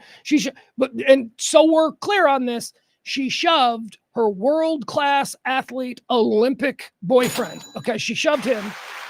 She didn't shove an old man in a walker or, her frail Jewish agent. What are you pushing me for? No, Dad didn't. No, this is another world-class athlete. Not the greatest athlete you went to high school with. This guy is a million times better than that guy. He is world-class. So she, an athlete. So I had my suspicions from the beginning about what actually went down. So let's watch this. Here it is, the Sha'Carri Richardson arrest tape from an airport in Denver. She was charged with assault on her boyfriend. Now we get to see it. Here we go. Arrest warrant. Christian, are you serious right now? All right, so here's what we're seeing. This is where you need to watch. All right, don't be distracted by the right side of the screen. The right side of the screen is the body camera of her talking to the police officers about why she's being put in handcuffs. What you are seeing here on the left-hand side of the screen, this is the actual surveillance video of what she did. This is her wearing the hat. This is her boyfriend here. They are having a fight. Let's watch so you can see exactly why she was arrested. Arrest warrant. Christian, are you serious right now? Okay. I didn't assault him though. We have video cameras. I literally we were having an argument. I'm not resisting, so you don't have to do it harder. Christian, are you serious right now? Christian. Washington State, he doesn't get a say. But I understand. We were arguing. But there it is right there. All right, you see it? Here's the shove. I'll show it to you again real quick. This is the shove. She shoves him in to one of those support pylons in the airport, or maybe it's a wall, whatever. She gives him a good shove. Here it is. This was worthy of a trip to the jail. I understand. We were arguing. But I understand entirely. We were arguing. Okay, I'm not going to resist. But I'm telling you that we was arguing. I didn't assault him. I didn't do anything wrong. But the fact that you guys are doing this to me and he's the man in this situation, I'm just going to... All right, let's go. She shoved him again. She shoved her boyfriend again. They're in an argument. They're being passionate. She shoved him again. Doing this to me and he's the man in this situation, I'm going to comply. I am. I'm not going to argue with you at all. But she had me on camera, but at the same time, what he has on camera, when I have my phone, shows something different. So if I need to show that, I will. We have you on cameras all around here. Okay, but I have my phone that shows something different. But Christian, thank you, Christian. Don't talk to him right now. Okay, I won't. Thank you so much, officer. They are arresting me right now, Christian. Sissy, they're arresting me right now. Am I gonna go actually to jail right now? You're actually gonna go to jail. Wait, but right now, Yes, it's a physical I didn't. Can he tell you that I didn't do nothing to him? We have it on Christian, are you serious? All right, so let's that's basically it. Okay, there's nothing really more that we're gonna get out of that. So she was taken to jail for assaulting him. We saw what she did. She shoved him against the wall. Do you think she should go to jail for that? Jail. Handcuffs, ride to the police. I mean, not to mention the fact that she's, a well-known individual, and I don't know if she's got a lot of advertisers. She takes a lot of sponsorships. That's how these people make their money, and they have a very nice living. Do you think she needed to go to jail for that? I mean, I think it tells us a whole lot about. I think that she's a very physical and very aggressive woman, but I could have guessed that from the fact that she is a world-class Olympic competitor. The physicalness, like, the I can shove you. That's what I took away from it. When she was arguing with him, and we've seen people fight in airports. Airports are places where people who are in relationships get into fights. It's a very stressful place. So just seeing a couple like that going around and bickering back and forth, that's not, that's nothing. That's, oh, well, they're fighting. Hey, is that Olympic runner Sha'Carri Richardson? That might be something I'll say. But then, she shoves him. Okay, well, now we've upped it a little. She shoved him into the pylon. He didn't fall down. He didn't go, he walked away. And then we see her again shove him from behind. He is walking away and we see her shove him. So that tells us, she believes that kind of physical contact is okay in a relationship. And a lot of people do. Oh, a lot of people do. I don't. I don't think you touch one another aggressively in any way. No pushing, no holding down, nothing. But man, I just don't think that's the kind of thing that she needs to go to jail for. I think that's the kind of thing where maybe you write him a ticket for public disturbance or something like that. Domestic violence is real, man. It's a real thing. It's a real problem. People get hurt. And we have such fucked up laws concerning this that I understand why, well, no matter what, if we've got it on video and the officer has reasonable suspicion that there was a primary aggressor, somebody takes a ride to jail. Ugh. I watch a lot of body cam videos on YouTube and stuff, and you see it a lot. And you see a lot of people that deserve to go to jail. You're like, oh, look at this fucker. This fucking throw away the key on this guy. But then you also see situations that are just incredibly passionate, familial arguments. Backyard party, cousins screaming at each other. The cops show up. It all blows up. Bunch of people go to jail. When in my experience, being in a heavily drinking Irish family, I can tell you that if the cops had never shown up, those two cousins who were at each other's throats, they'll be perfectly good friends in about an hour and a half. That's apropos of absolutely nothing, but it does sort of depict the complicated nature of these situations and why we can't just have a cookie cutter police response, which I think that is, and that's the reason that Sha'Carri Richardson went to jail. She went to jail because there was evidence of her doing something physical to him. They saw on the video her pushing him. Somebody's got to take a ride. Doesn't matter that Christian didn't press charges. Didn't matter. The police, see, that's the other thing. It used to be, and maybe this is good because there are a lot of women who get abused by their husbands and they're afraid to press charges. Right? And I don't want to press charges. I don't want to press charges. I don't think you look at that phenomena of abused women failing to press charges. I don't think you look at that phenomena and create laws so that we can stop that from being a problem. No, that's a problem because of the personal choice of the woman involved. It's an incredibly scary thing to have to file charges against a man you thought you loved who just knocked you around. But you failing to press charges is a you thing. It's a you thing. You should be yelled at by somebody who loves you. He broke my jaw again, but I love him and I won't press charges. Somebody who loves that person needs to go, you're a fucking idiot who deserves to get your jaw broken a third time if you don't press charges. And because that is a thing that happens so frequently, we have passed laws now that allow the police to have no choice in it. That if there is some kind of reasonable suspicion that there was a primary aggressor and maybe there's video now of something happening, no matter how slight it is, somebody must go to jail. And I think that's what Sha'Carri Richardson probably found herself, a situation she was in.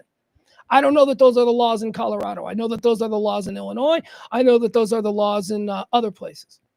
Texas too, I think. If the police has reasonable suspicion to believe that there was a primary aggressor in a domestic disturbance, that person goes to jail. It's how the husbands always go to jail. It's how the husbands always go to jail. And many times deserved, but also many times not deserved. Anyway, all right, there you have it. That's the story on her. Oh, what else do we have? Okay, let's do this. Here's a story that rattled a whole bunch of people. Okay, Gen Z in the workplace. Now, I didn't see this story. I didn't read this story. I am entirely reacting to a screen grab that has been going around on Twitter. It's from Fox News this morning, and I don't watch Fox News, but it concerns the concept of Gen Zers who are now in the workplace. So I don't know. I'm going to need somebody out there to do my generational cohort math. What is the oldest Gen Zer? I think maybe the oldest Gen Zer is in their 20s or something. My son is a Gen Zer. He is very last year of Gen Z, so he's not really quintessentially Gen Z. He will be cusp Gen Z with whatever comes next. I believe it's Gen Alpha. But Gen Zers are entering the workplace. A lot of Gen Zers are college grads, and they're getting their first jobs. And Fox News, I don't know if it was a Fox News study. We'll see when we see this. But they put this thing out this morning from a Gen Z in the workplace poll. Oh, my God. What, now I can't find it? Hold on. No, well, here we go. It's all right. We'll find it again. Bum, bum, bum, bum, bum. I'm loving it. Give me a second here. I just clicked on the link that I was using to show you this Gen Z poll from Fox News. It fucking went away. This is why I need a producer. Good job, Jamie. Hold on. Hold up. Hey. All right, here we go. I think my buddy Ed posted it today. Let's see if it's still there. Yeah, there it is. Okay. All right.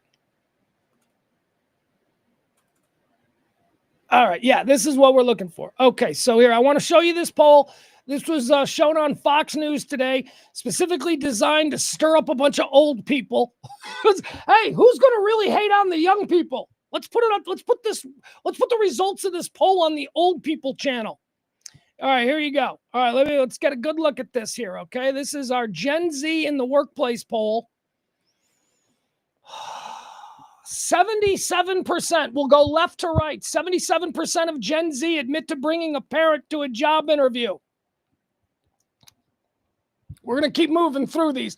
53% of Gen Z says that parents spoke with a hiring manager on their kids' behalf. 53%. 73%. 73% of Gen Zers had parents help them complete work assignments. This would so not apply to my younger. I mean, what am I going to do? Hey, Mom, I got to edit a best of Kevin Matthews for Saturday morning. Can you come help me with my work assignment? 45% of Gen Zers regularly have a parent talk to their current manager. I don't recognize this world anymore, man. We can't hit on chicks anymore. We can't go, hey, looking good, mama, and get a smile from an appreciative woman who takes pride in her appearance. Can't do that anymore. Gen Zers, parents of Gen... First of all, let's make something clear. So who are the parents of Gen Zers? Oh, millennials and Gen Xers? Yeah, is that what we're talking about? Gen Xers and millennials are the parents of Gen Zers? Fuck you! This is not a Gen Z. Let's beat the fuck out of Gen Z. Who the fuck are these Gen Z parents who think it's okay to speak to their Gen Z kid's manager? This is the same thing I used to rail about with participation trophies. Well, we're talking about the millennial generation and their participation trophies. And I used to say, you fucking moron. Do you think it was an 11-year-old who planned his year-end football banquet and said everybody should get a trophy? No, participation trophies were the idea of Gen X and boomers. But yeah, let's just blame the millennials. So here's another example of that. Let's put this out here so that we can all shit on and hate Gen Zers. There's culpability here. There's culpability. These parents, get out of here. Okay, let's go through this now. Let's break this down a little bit more because this is really a problem. 77% admitted to bringing a parent to a job interview. What the fuck? Now, maybe this is, there are no excuses. There are zero excuses. Nothing that I'm going to offer in the next couple of seconds here is going to have, try to make you think that that's okay. It's not okay. There are no excuses for bringing a parent on your first job interview, unless they drove you, maybe? I don't know. Because, Gen Zers aren't driving either. My kid has been 16 since May. He still doesn't have a driver's license.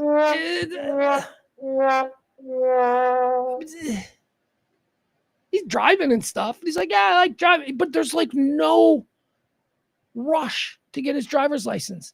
I'm like, dude, when I turned 13, I was like, it's just 3 years and then I can drive. And I remember the day of my birthday, our generation, the day of our 16th birthday, we would be up before the driver's license place opened, standing in line with our documents to get our driver's license. It was a rite of passage of turning 16. Like I said, my kid turned 16 months ago, and he's not even like, he's never even said, I'm hoping I can get my driver's license soon. He's never even said that. It's just, so kids are different. Kids are different. 77% of kids are bringing or admit to bringing a parent to a job interview. 53% of them 53% of Gen Zers had their parents speak with a hiring manager on their behalf. See, now we can, you know what we can do? We can rope in another group who are complicit here. And I imagine this complicit group are also made up of millennials and Gen Zers. And that's the people who are hiring these Gen Zers after speaking to their mommies. What? This whole situation is absurd. 73% of parents completed their children's assignments. I'm tired, Mama. I can't finish my quarterly reports. Is that how it's fucking going down? What are we talking about here? What kind of job do you have that a parent who has no known relation to that field can just do your work for you? My mommy can do anything. Mommy, help me figure out logistics for global shipping. What are you doing for a living that your parents can just help you? All right, now let me try and explain what this is and why we probably shouldn't panic the way we are. So I imagine when we're talking about Gen Z in the workplace here, we're talking about early 20s, right? We're talking about people still graduate college at 22 years old, and then they go and they take their first job, and 22, 23, 24. This is what I think we're talking about here. So I would just simply offer you this. 22, 23, 24-year-olds are not anything like 22, 23, 24-year-olds were 20 years ago. They're just not. We started to see it changing with the millennials, but certainly it's not the same. And it's not just 22, 23, 24-year-olds who aren't the same as they were 25 years ago. It's also 72, 73, 74, 75, 76-year-olds who are not the same as they were 40 years ago. In 1980, do you know what a 70-year-old looked like? Holy fuck. 70 was old. Howard Stern is 71. It's the people. We're living longer. We are living much longer. 40 years ago, a 71-year-old was probably, dotting all the I's and crossing the T's and putting the final touches on a life. Today, a 71-year-old is looking at 20, 25, 30 years of a fourth act. That's just a reality. People are living into their 90s now, easily. Every time an old celebrity dies, they don't die at 82 or 78. No, people who get sick and have issues at 82 or 78 are now saved, and they get another 10 years. So people are living longer. We got a much larger class of old people than we've ever had. And thusly, that means our children, our kids are staying children longer. Case in point, 16-year-olds don't want to get their driver's license anymore. I will tell you that my 16-year-old son, who I love, I mean, goes without saying, right? My 16-year-old son, who I think is the cat's pajamas.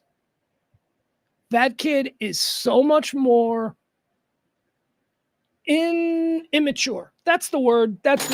At 16, my son is about as mature as I was at 12.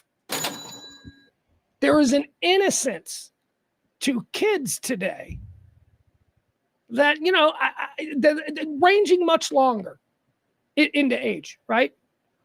And this is an indication of that. This is an indication that, first of all, when I was 22, 23 years old, going on my first job interview, it would have been a horrifying concept to have my mommy anywhere near that situation. And that's because I was 22, 23 years old in the late 80s, early 90s, whenever it was. Being 22, 23 years old and 2025, it's different. It's like being 17, 16. But I have to tell you, I started working at 16, and my mother never went on a job interview with me. Ever. Oh, hold on. My mother got me my first job. So I guess when I was 16 years old, I would fall into the parents spoke with a hiring manager on their behalf. I was 16 years old. I got a job at McAdoon's Pizza, and it was because my mom knew the manager or something there. So, okay. So there you go. But I was 16, right? These Gen Zers in the workplace were theoretically talking about 22, 23, 24-year-olds. And therein, I think, is the difference. 22, 23, 24-year-olds today are kind of like where I was at 15, 16, where I was like perfectly comfortable with mom hooking me up with a gig for the summer. It's an immaturity level. I wonder why. I haven't really thought about that, though. Why? It can't just be that children are maturing slower these days. It can't just be because old people aren't dying off quick enough. I mean, my God, there's still baby boomers in the workplace, man. I mean, they ain't going anywhere. There ain't no jobs for us. Gen X got completely fucked as far as, the maturation of the generations and all of that, because Gen X, we were supposed to take over for the boomers. The boomers are a massive generation. The boomers fucking are still working. They never went away. They never gave us our jobs. And then by the time some of the boomers did start to retire and some Gen X would, you would think ascend into their positions, well, the computer revelation had came in at that point. It coincided with the rise of the millennials. And you know what? They wouldn't hire a 30-year-old Gen Xer who doesn't know computers. They're going to go hire a 20-year-old millennial who can help with their data processing. We, as a generation, got completely fucked. And yet we're still out there. We still got baby boomers in front of us and this mammoth generation of hungry, war-hawking millennials behind us. I mean, war-hawking because they're aggressive. Millennials are aggressive in the workplace, man. Climbers. We Gen Xers, we were slackers. We get their jobs in the workplace, we do our shit, and we go home. Millennials making us look bad. What do you mean you're sticking around after work to hang out with the boss? Anyway, we change. And this is very shocking for us from previous generations to see, because these new generations, let's call it Gen Z, because I think millennials are still fairly tethered to the once world. The once world we all came from before the internet and all that. But Gen Z is the completely screen generation. And we're going to see some pretty shocking changes as they matriculate through our civilized society. And again, this shit is just an example of that. 77% of Gen Zers in the workplace admit to bringing a parent on their job interview. Okay, process that. That's fun. Let's see here.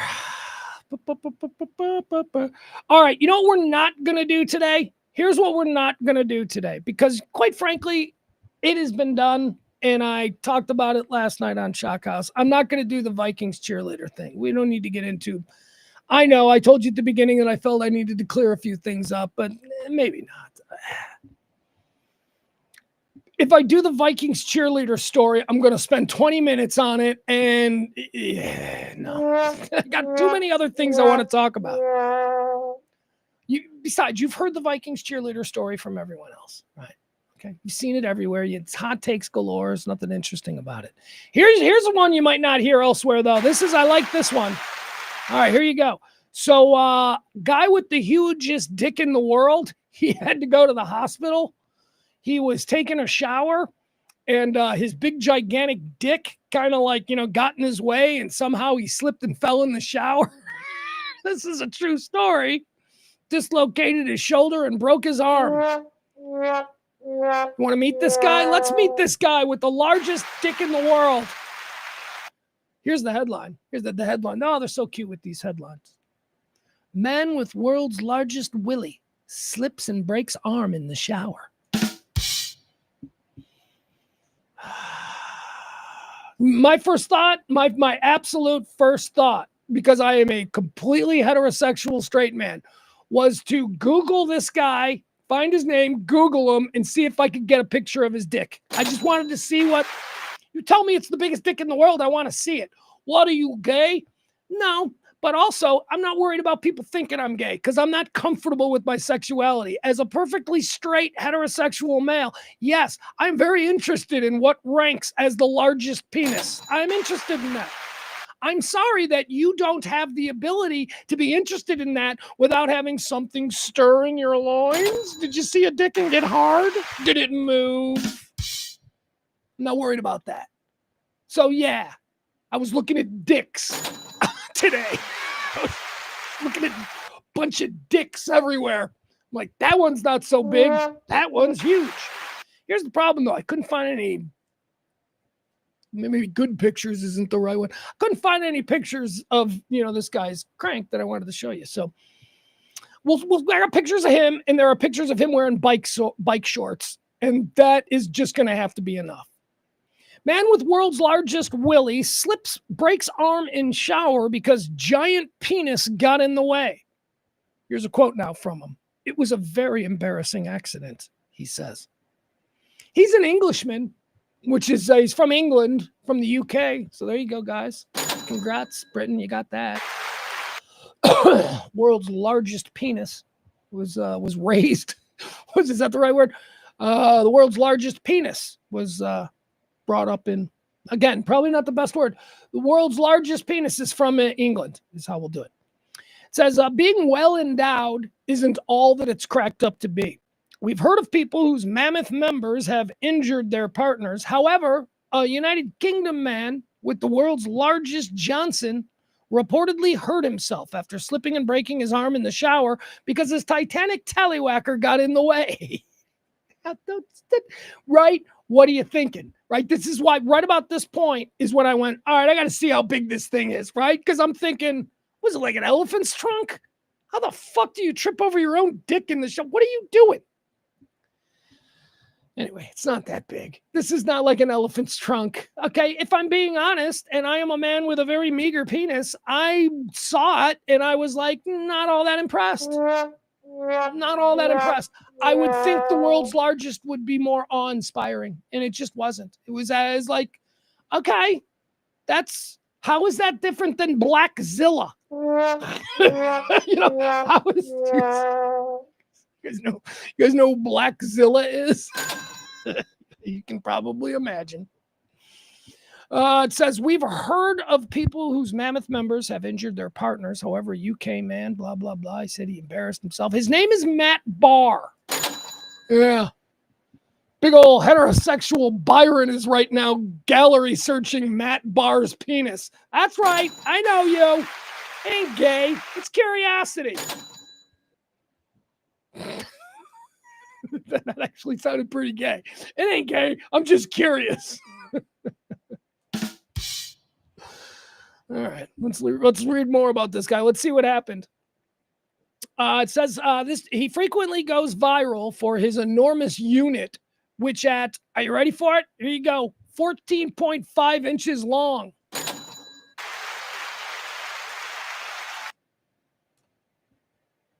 So hold on.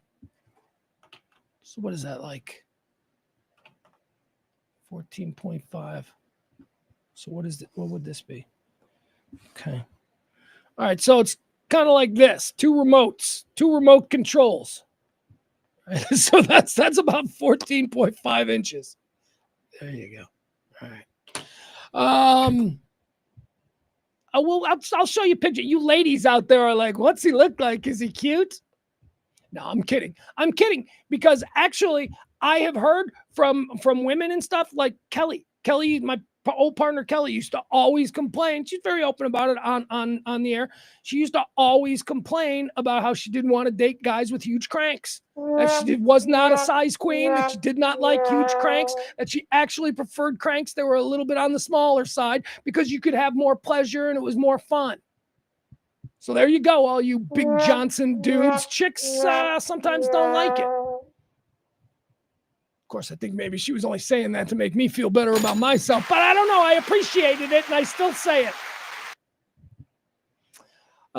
It says here, a preternaturally big penis. Is that a word? I mean, I'm not super smart or anything, and but I've never heard that word before. Is that a word? A preternaturally. That's what the word is, preter, and then naturally. A preternaturally, am I pronouncing it wrong? Preternaturally? It's a preternaturally. A preternaturally big penis might sound like a blessing, but there are myriads of downsides, including struggling to get dressed, feeling faint while erect. Really? Because all the blood rushes you. Oh, I get stupid when I get hard. That's funny. That's funny. I never thought. I mean, I guess maybe that's a thing. I don't know. It's hard to get dressed, and sometimes you feel faint when you get erections. It also says, and you receive bizarre propositions from people. It says it can even be quite dangerous, as Barr recently discovered during a disastrous trip to the shower. Here's what he says. One of the issues with being so large, especially in hot water showers, is that it's not exactly easy to see my feet. Listen to him bragging. I ain't seen my feet in years.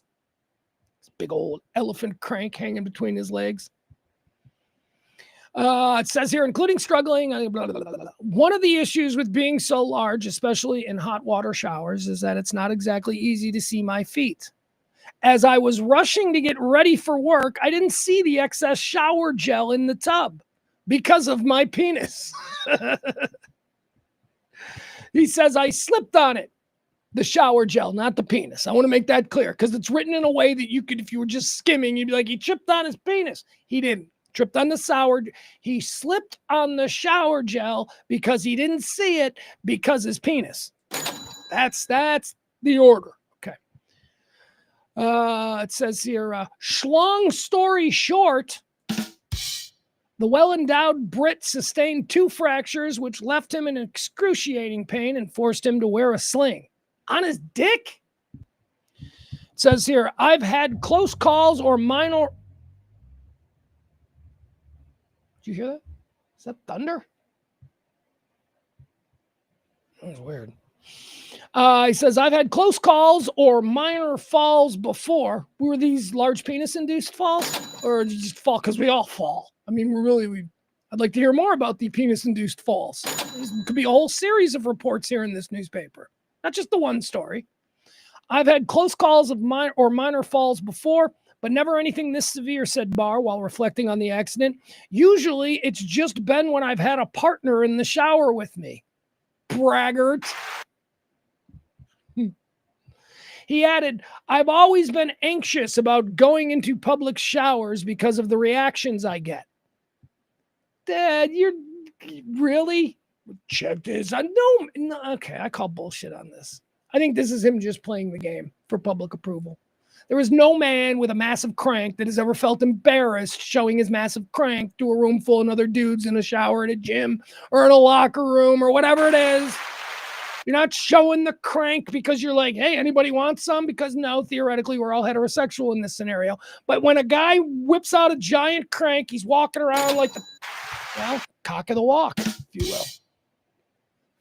He says he's embarrassed by it. Maybe that's the case with the world's largest. I don't know. To help prevent future falls, he's resolved to showering quicker. Oh, that's stupid. He also bought a bath mat. There you go. Just buy a bath mat, dude. This whole thing has nothing to do with the fact. It doesn't do with your penis. You slipped and fell in the shower. Okay, that's it. You slipped and fell. Now, the reason this is a story, people slip and fall in the shower all the time. The reason this is a story is because you had been previously named as the man with the world's largest penis. So this tabloid in London decided, let's make a story about it and say that he tripped and fell because he's got the world's largest penis. I push back. I demand integrity in my penis journalism. Prior to the accident, the Brit had hoped to embark on a seaside getaway. Oh, he was going to go on vacation, but he decided to cancel it after the fall. It says, however, that may not be a bad decision that he canceled the trip, given previous embarrassing seaside ordeals that Barr has experienced as a result of his behemoth bulge. He recalled one embarrassing incident at a resort where the manager asked him to leave the pool area because of the mammoth outline in his swim trunks. That's awesome. All right, let's show you some pictures here. First of all, I'm going to show you a plaster cast. And I'm also going to be triggered by it. I'm going to go off when I show it to you. I'm going to show you a plaster cast that is in the Penis Museum in Iceland. Yes, there is a International Institute of the Phallus Museum in Iceland. I've been to Iceland, have never been to this tourist attraction, but there is a what do they call it? A plaster of Paris cast of the man's penis that is on display there as the world's largest medically verified penis on earth. Here you go. This is it. There it is. It's in the box. Now for the triggered part. Why the fuck are they blurring this out? This isn't a penis. Why are they blurring this out? We can't show a penis. That's not a penis. You are showing a plaster cast. There is nothing offensive. There is nothing overtly sexual about this. There's no reason to censor this. Just blur it out. This is, well, it's England again. Remember I told you earlier that England is America who didn't have Trump show up and fucking overturn all the politically correct stuff. England is still super fucking politically correct to the point that they're arresting dudes for hitting on girls, and now they feel compelled that they got to blur out a plaster cast designed only to give one the idea of how large this man's penis is. This is not offensive if it's unblurred, and yet somehow they think it is. So they got to blur it out. Wouldn't want anybody to get overly turned on by a white chalk cast. What? It's not a penis. All right, let's look at the dude. We want to see the dude. That's what we're doing. Pugs, what are you doing? You show us the dude. We want to see the guy who's walking around with the world's largest crank. Well, here he is. There he is. There's the crank master. That's Matt Barr. I got to say, I've been looking at pictures of him. He doesn't have a lot of style. Like, he doesn't look like he's, a ladies' man or anything like that. Here's what he looks like. Looks like a regular dude. Looks like a regular dude who's got a job and, all that kind of stuff. Which is interesting because it's almost maybe he doesn't have to try. He's just got such a giant dick. He's like, yeah, I can be a slob and chicks will be interested no matter what. I mean, as I said earlier, it may be too big to actually have a woman ever fall in love with having intercourse with him. But I bet you throughout his life growing up, he was a hit at parties. I bet you chicks were always taking him into rooms to see his dick. You know it. At a kegger or whatever. This guy's like in a room. He's charging chicks like $5 so that they could look at them. And even then, he didn't know it was the world's largest, but they just knew it was huge. All right, let's see if we can get some idea of how big this thing is. All right. No, where's a good picture? All right, well, this is one picture. Here, we'll do this. We'll see if we make it bigger. That's what she said. All right, so here. Let me do it like this. Let me see if I can zoom in on it. All right, so. All right. All right, so here's his dick. This is it. It's a little thin. It's a little thinner than I would have liked. Liked? What do you mean liked? Just move along. It's a little bit thinner, right? So, I don't know. Let's find some better pictures of him. That's what we'll do. Let's find some better pictures of what's his name? Matt Barr. Matt Barr penis. All right, let's go to Bing. Bing always has the best. Matt Barr, UK. See if we can find. Earlier today, when I was looking for this, I found a bunch of pictures of him in bike shorts. Oh, here's a picture of him. Here you go. Hey, ladies, wouldn't you love to have sex with the world's largest penis? Well, here he is. He's not hot. He's not like a hot guy, right? Maybe there is a God. Maybe there is a God. Because if you're going to try and convince me that there's a God, the God that I believe in is going to be a God who's going to give the world's largest penis to some fucking schmo. I don't want to live in a world where God is going to take Tom Brady and give him the world's largest penis, right? That's, this is him. Okay. All right, let's keep looking. Let's see if we can find a picture of him in some bike shorts so we can get a good idea. No, there he is. That's the picture we just saw. I don't know what that is. I don't know what this is. This is Alexandria Daddario, though. I don't want to get distracted by Alexandria Daddario's beauty. Okay, show me a picture of this guy, and we're just gonna have to keep going. Look at him. There he is. He's a poor schlub. He's a poor schlub with a giant crank. Look at what's going on here. Look at this. His shirt. He's on TV. He doesn't even have a shirt that fits him. His shirt. That button is about to pop, man. I bet you this is a penis pic. This one right here on the right. Let's see. Give me a picture of him in bike shorts, for fuck's sake. Oh, wait. What is that? Okay, that's a good one. There you go. That's a good one.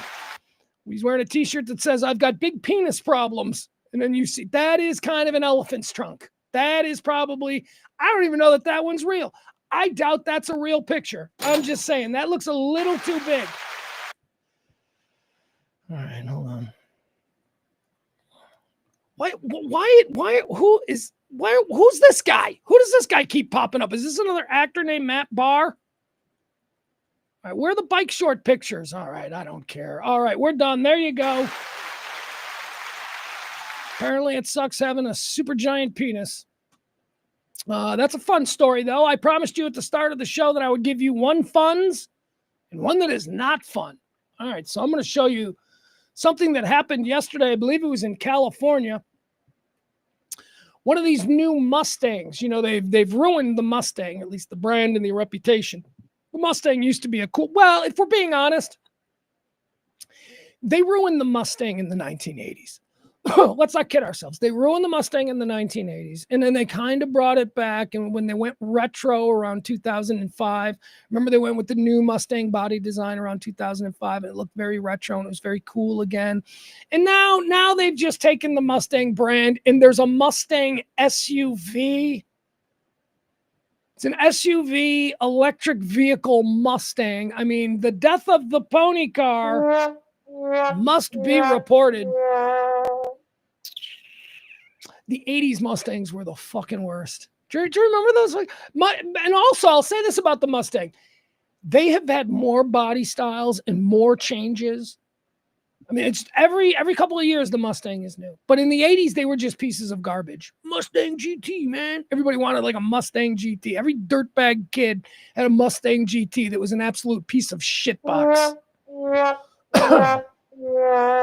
But then I guess maybe they got good again. I don't know. I'm not a Mustang guy. I leave that to my buddy Aaron. Aaron is the Mustang guy. He's Mustang Aaron. But anyway, so the new Mustang EV SUV has been out now for probably a couple of years, I think. This one was filmed by another driver. So I want to set the scene for you. There's a driver going down the road in California, and he's got his phone, and he is filming another driver. The other driver is in the lane right next to him. Well, seems to be separated by a wall. There is a wall, like a median wall. So one driver filming another driver with the median wall in between them.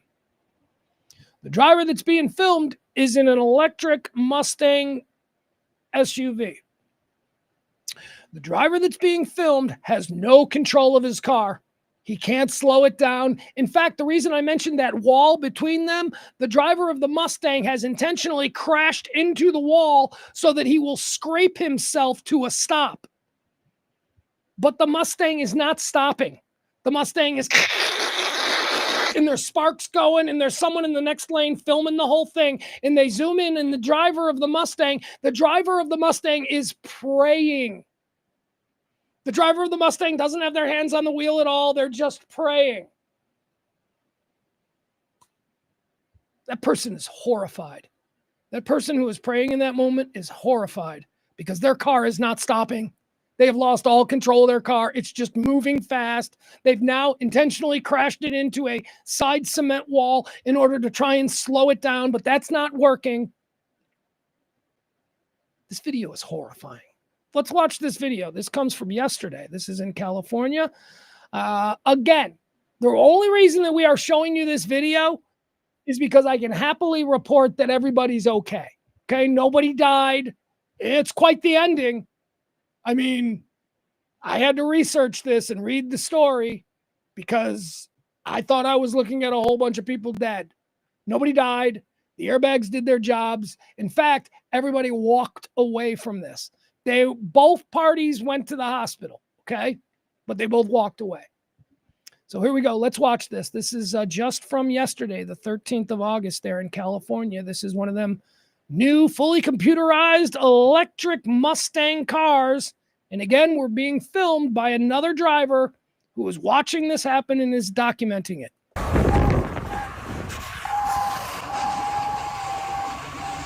All right, so you see the Mustang right here, right? You see it here? It is trying to stop by slamming into the side wall.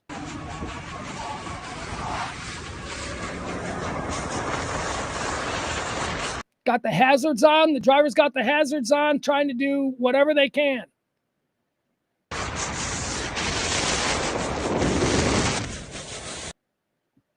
You see this? Look at this driver. Guys, this is not some viral AI bullshit. This is real video. It's been confirmed by news media. There's a number of stories about it out there. This person is in a Mustang that he cannot control. It is doing what it wants. It is not stopping. The brakes don't work. The car won't turn off. So this person is now praying behind the wheel.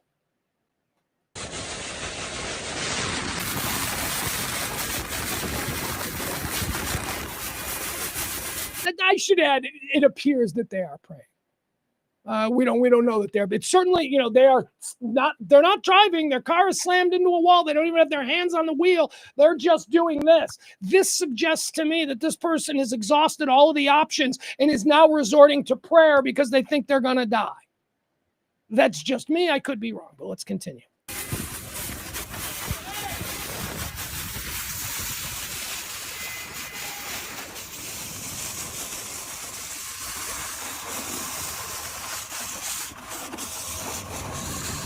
Looks like it's about to stop, right? I mean, aren't you kind of thinking, you're like, oh, is it kind of slowing down? Are they going to be okay here?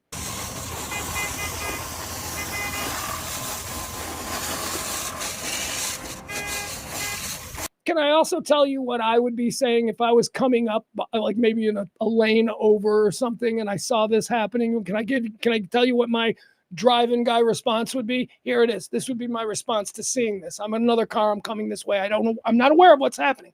I just see this happening. I'm driving. This is what I do. Just look at this asshole. Look at this. What the fuck? What is this asshole? And then I just keep driving. That's me. I bet that's you too. I bet you see this. You're like, look at that asshole. Look at this clown. Everybody else on the road when we're driving is a clown. Everybody. All right. Let's reset. So the car has come to the end of the wall, And this is where the access road merges with the expressway. So they've come to the end of it, and it seems that the car has made a drastic right turn. Well, probably because it was going up against the wall. So I'm sure maybe the wheel was cranked. So, the wheels were turned so that it was grinding into the wall. So the minute the wall stopped, it made this crazy right turn into traffic. Let's watch this. And again, folks, remember, everybody walked away. Nobody died. Everybody's going to be okay.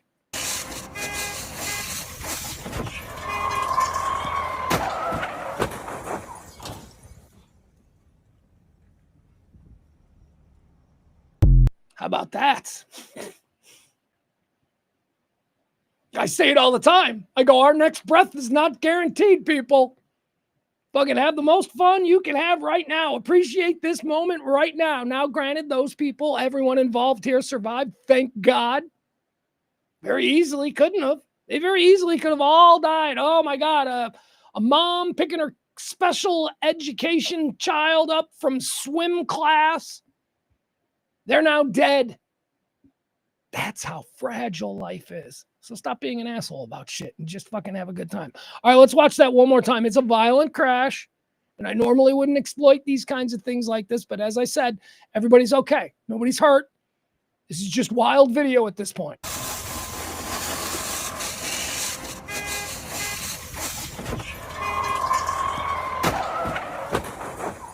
Did you see the way that red car just completely went end up? That noise. The noise of the impact. Ugh. Oh.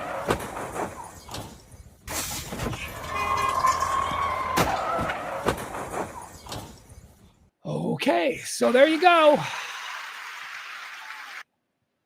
Bet Ford Motor Company's having big, long meetings with a whole bunch of attorneys today about a class action suit or a mass recall that might be coming. Because I'll tell you, that's one of the most horrifying scenarios. We love these new cars. They're all computerized.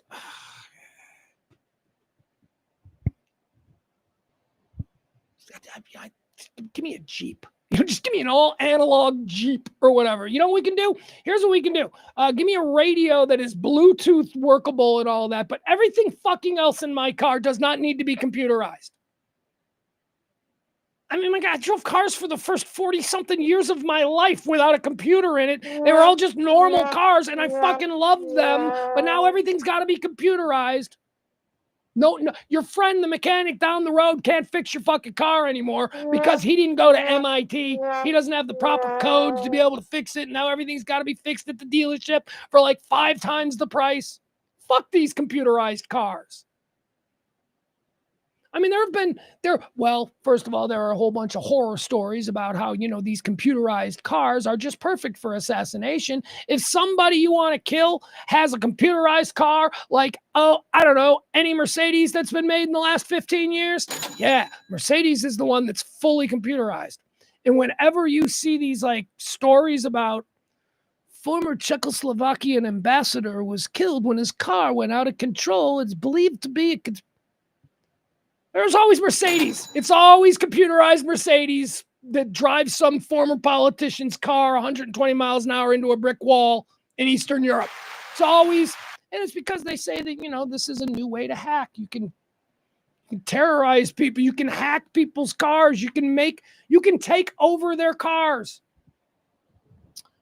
Michael, what's his name? I can't think of his name now. Oh my God, why can't I think of his name? He's a fucking hero. Michael, the journalist, the writer who was murdered. They took over his car, drove him into a tree at 120 miles an hour in Southern California. Michael, he was writing the expose on Petraeus and the CIA's involvement in the weapons of mass destruction. And then, in the middle of that, he ends up driving his car into a wall at 110 miles an hour. Fully computerized car. What was that guy's name? Anyway, I can't think of it. All right, that is horrifying. The whole Mustang story. I don't mean the computerized part of it. I mean how they have fucked over the Mustang brand over the past 40. The Mustang used to be a badass car. Late 60s, early 70s Mustangs. Woo-hoo-hoo! Barney says he doesn't even like having OnStar. You wouldn't be wrong on that. I don't like any of that shit. You know what I like? I like my entertainment. I like my entertainment to be all computerized. I like to be in my car and I like to be able to listen to YouTube or whatever, Spotify. That's great. I don't need like a computer to be in charge of whether or not my car accelerates or not. You know what's in charge of whether my car accelerates or not? Me and my right foot. That's it. That's all I need. Wow, but it's computers. They can do it, so they should. But just because a computer can do something doesn't mean it should do it. Because now we've got a whole nother bunch of problems. Scary. Everything. We rely on computers for everything. It's absolutely everything. I mean, that's going to be the great tragedy of our world, at least in our lifetime. There will be a day when the entire internet goes down, when all computers go down. I don't know whether this will be a new form of war or how the war begins, but there will be a time in the next 20 years or so, 30 years in our lifetime. It'll be a 9/11 type event. And the event will be that all of our computers go down and our entire society fucking collapses. I'm not anti-computer. I love my computer. I do this show. We do it as a live stream. But my God, the way that we have become dependent on computers in every aspect of our life, from the moment we wake up to the minute we go to bed, we should be alarmed by that. We are a little bit too tethered to all of these new conveniences that we've suddenly become accustomed to. Michael Hastings. Thank you, Byron. Or Barney. Yeah, Barney knows. Michael Hastings, writer, provocative journalist, did a lot of investigative stuff. That's some bullshit. The way he died is some bullshit. And, any number of sources have written extensively on the subject. I've seen a whole bunch of the stuff, and every time I go, yeah, they killed him. Just so we're clear, he was killed because of what he was about to report and make public. That's why how they killed him was they hacked into his fancy Mercedes and drove him into a tree at 110 miles an hour on like Sunset Boulevard or wherever the fuck he was. Pugs, you're a conspiracy theorist. No, I'm not. I just watched the world. That happened. Nobody noticed it.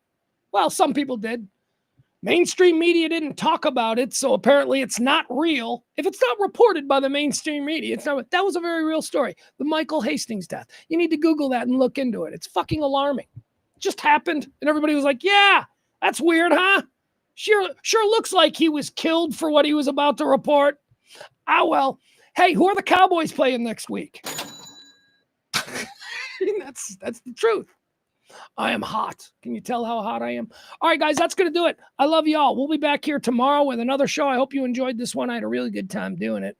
A lot of good subjects today, I think. I think we really rolled through some shit. You want to drop a little something in the tip jar, that's always welcome. By the way, I got to go to Kroger. Yeah, I got to get my ass to Kroger. I need coffee. Holy fuck. Hey, you guys, listen to this before I get out of here. So everything's getting more expensive. Coffee is freaking up $2 in the last couple of months. It's up $2. I used to be able to get my monthly coffee for $4.99 a bag. It's like a little 11-ounce bag, You go to the Kroger. They got the Kroger brand stuff. I get myself a nice, caramel, whatever, Kroger brand bag of little coffee. Lasts me a whole month. That was always like $3.99. Now it's up to $5.99. Fuck! And here's my point. Remember a couple of months back when I told you about my little life hack? Where you go to a Dollar Tree coffee, because they have the best coffee. Dollar Tree sells coffee, but it's always and it's $1.25 a bag. And they're always little 11-ounce bags or whatever. But they're always only $1.25 a bag. But the coffee they have at Dollar Tree is really good coffee from other places that bought too much of it. So it's not like some weird lesser brand of shit coffee. No, it's like one-off. Well, here's Harry and David. Do you know the Harry and David stores in the mall? Harry and David do fancy, expensive gift baskets. Hey, he got a new job. He's in a new town. The CEO sent him a gift basket. It has all this exotic shit. Bottles of champagne and caviar. And look at this really nice Hawaiian coffee. Yeah, that's the shit you get at Dollar Tree. That's the same shit. They have Harry and David coffee at the Dollar Tree that they sell for $1.25. People don't even know what it is. I'm like, that's some of the best Hawaiian coffee that there is. You can get that there. They also, I was buying for a while. They had a big surplus of Jim Beam bourbon dark roast. Like apparently from like the Jim Beam corporate, gift store there at the Jim Beam place. Probably sells there for like $15, 11 ounces of it. But, I was picking it up for $1.25. It was my coffee hack for a long time. And then I started talking about it. I'm not saying they're related, but all of a sudden, Dollar Tree hasn't had coffee in months. They don't have coffee. I wonder if that's because of the coffee tariffs. Coffee is supposed to be one of these products that is going to go up in price and continue to go up in price exponentially because of these crazy tariffs about the countries that we buy coffee from. I'm wondering if that news is why Dollar Tree is all of a sudden holding back their fucking coffee. There's never any coffee at there. They got creamer at Dollar Tree. They got coffee filters at Dollar. They got no coffee. Tea, you can get tea bags. You got that. No coffee, and it sucks. No idea why I just went off on that. Because that's the whole reason I'm going to Kroger. I swear to God, I got no coffee for the morning. This is why I have to go to Kroger today. I can't wake up and go, oh, I forgot to get coffee. I got to get coffee for tomorrow morning. So we'll see what else they got there. I'm going to have my boy this weekend, which means I'm going to have to buy some food for him. I like going grocery shopping. Does that make me gay? Is that like something? God, you're such a chick. You're such a femme.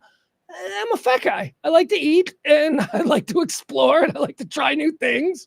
I love the butcher shop. I look at it. I love the discount meats.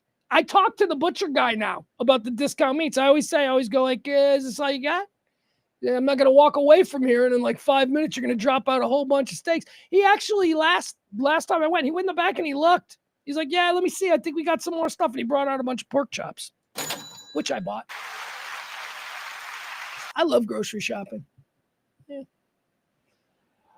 Brian Koberger called his mother after the Idaho murders. Once when he got home and again while driving back to the crime scene. Well, that kind of fits in with the Gen Z story, right? Is Brian Koberger a Gen Zer? I think he is. Brian Koberger is the guy who killed all of those beautiful young kids up there in Idaho on like the eve of Thanksgiving or whatever last year. He just slaughtered them all.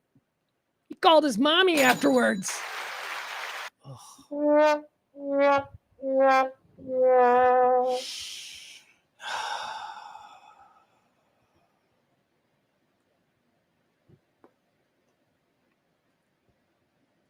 Look at this. Barney knows.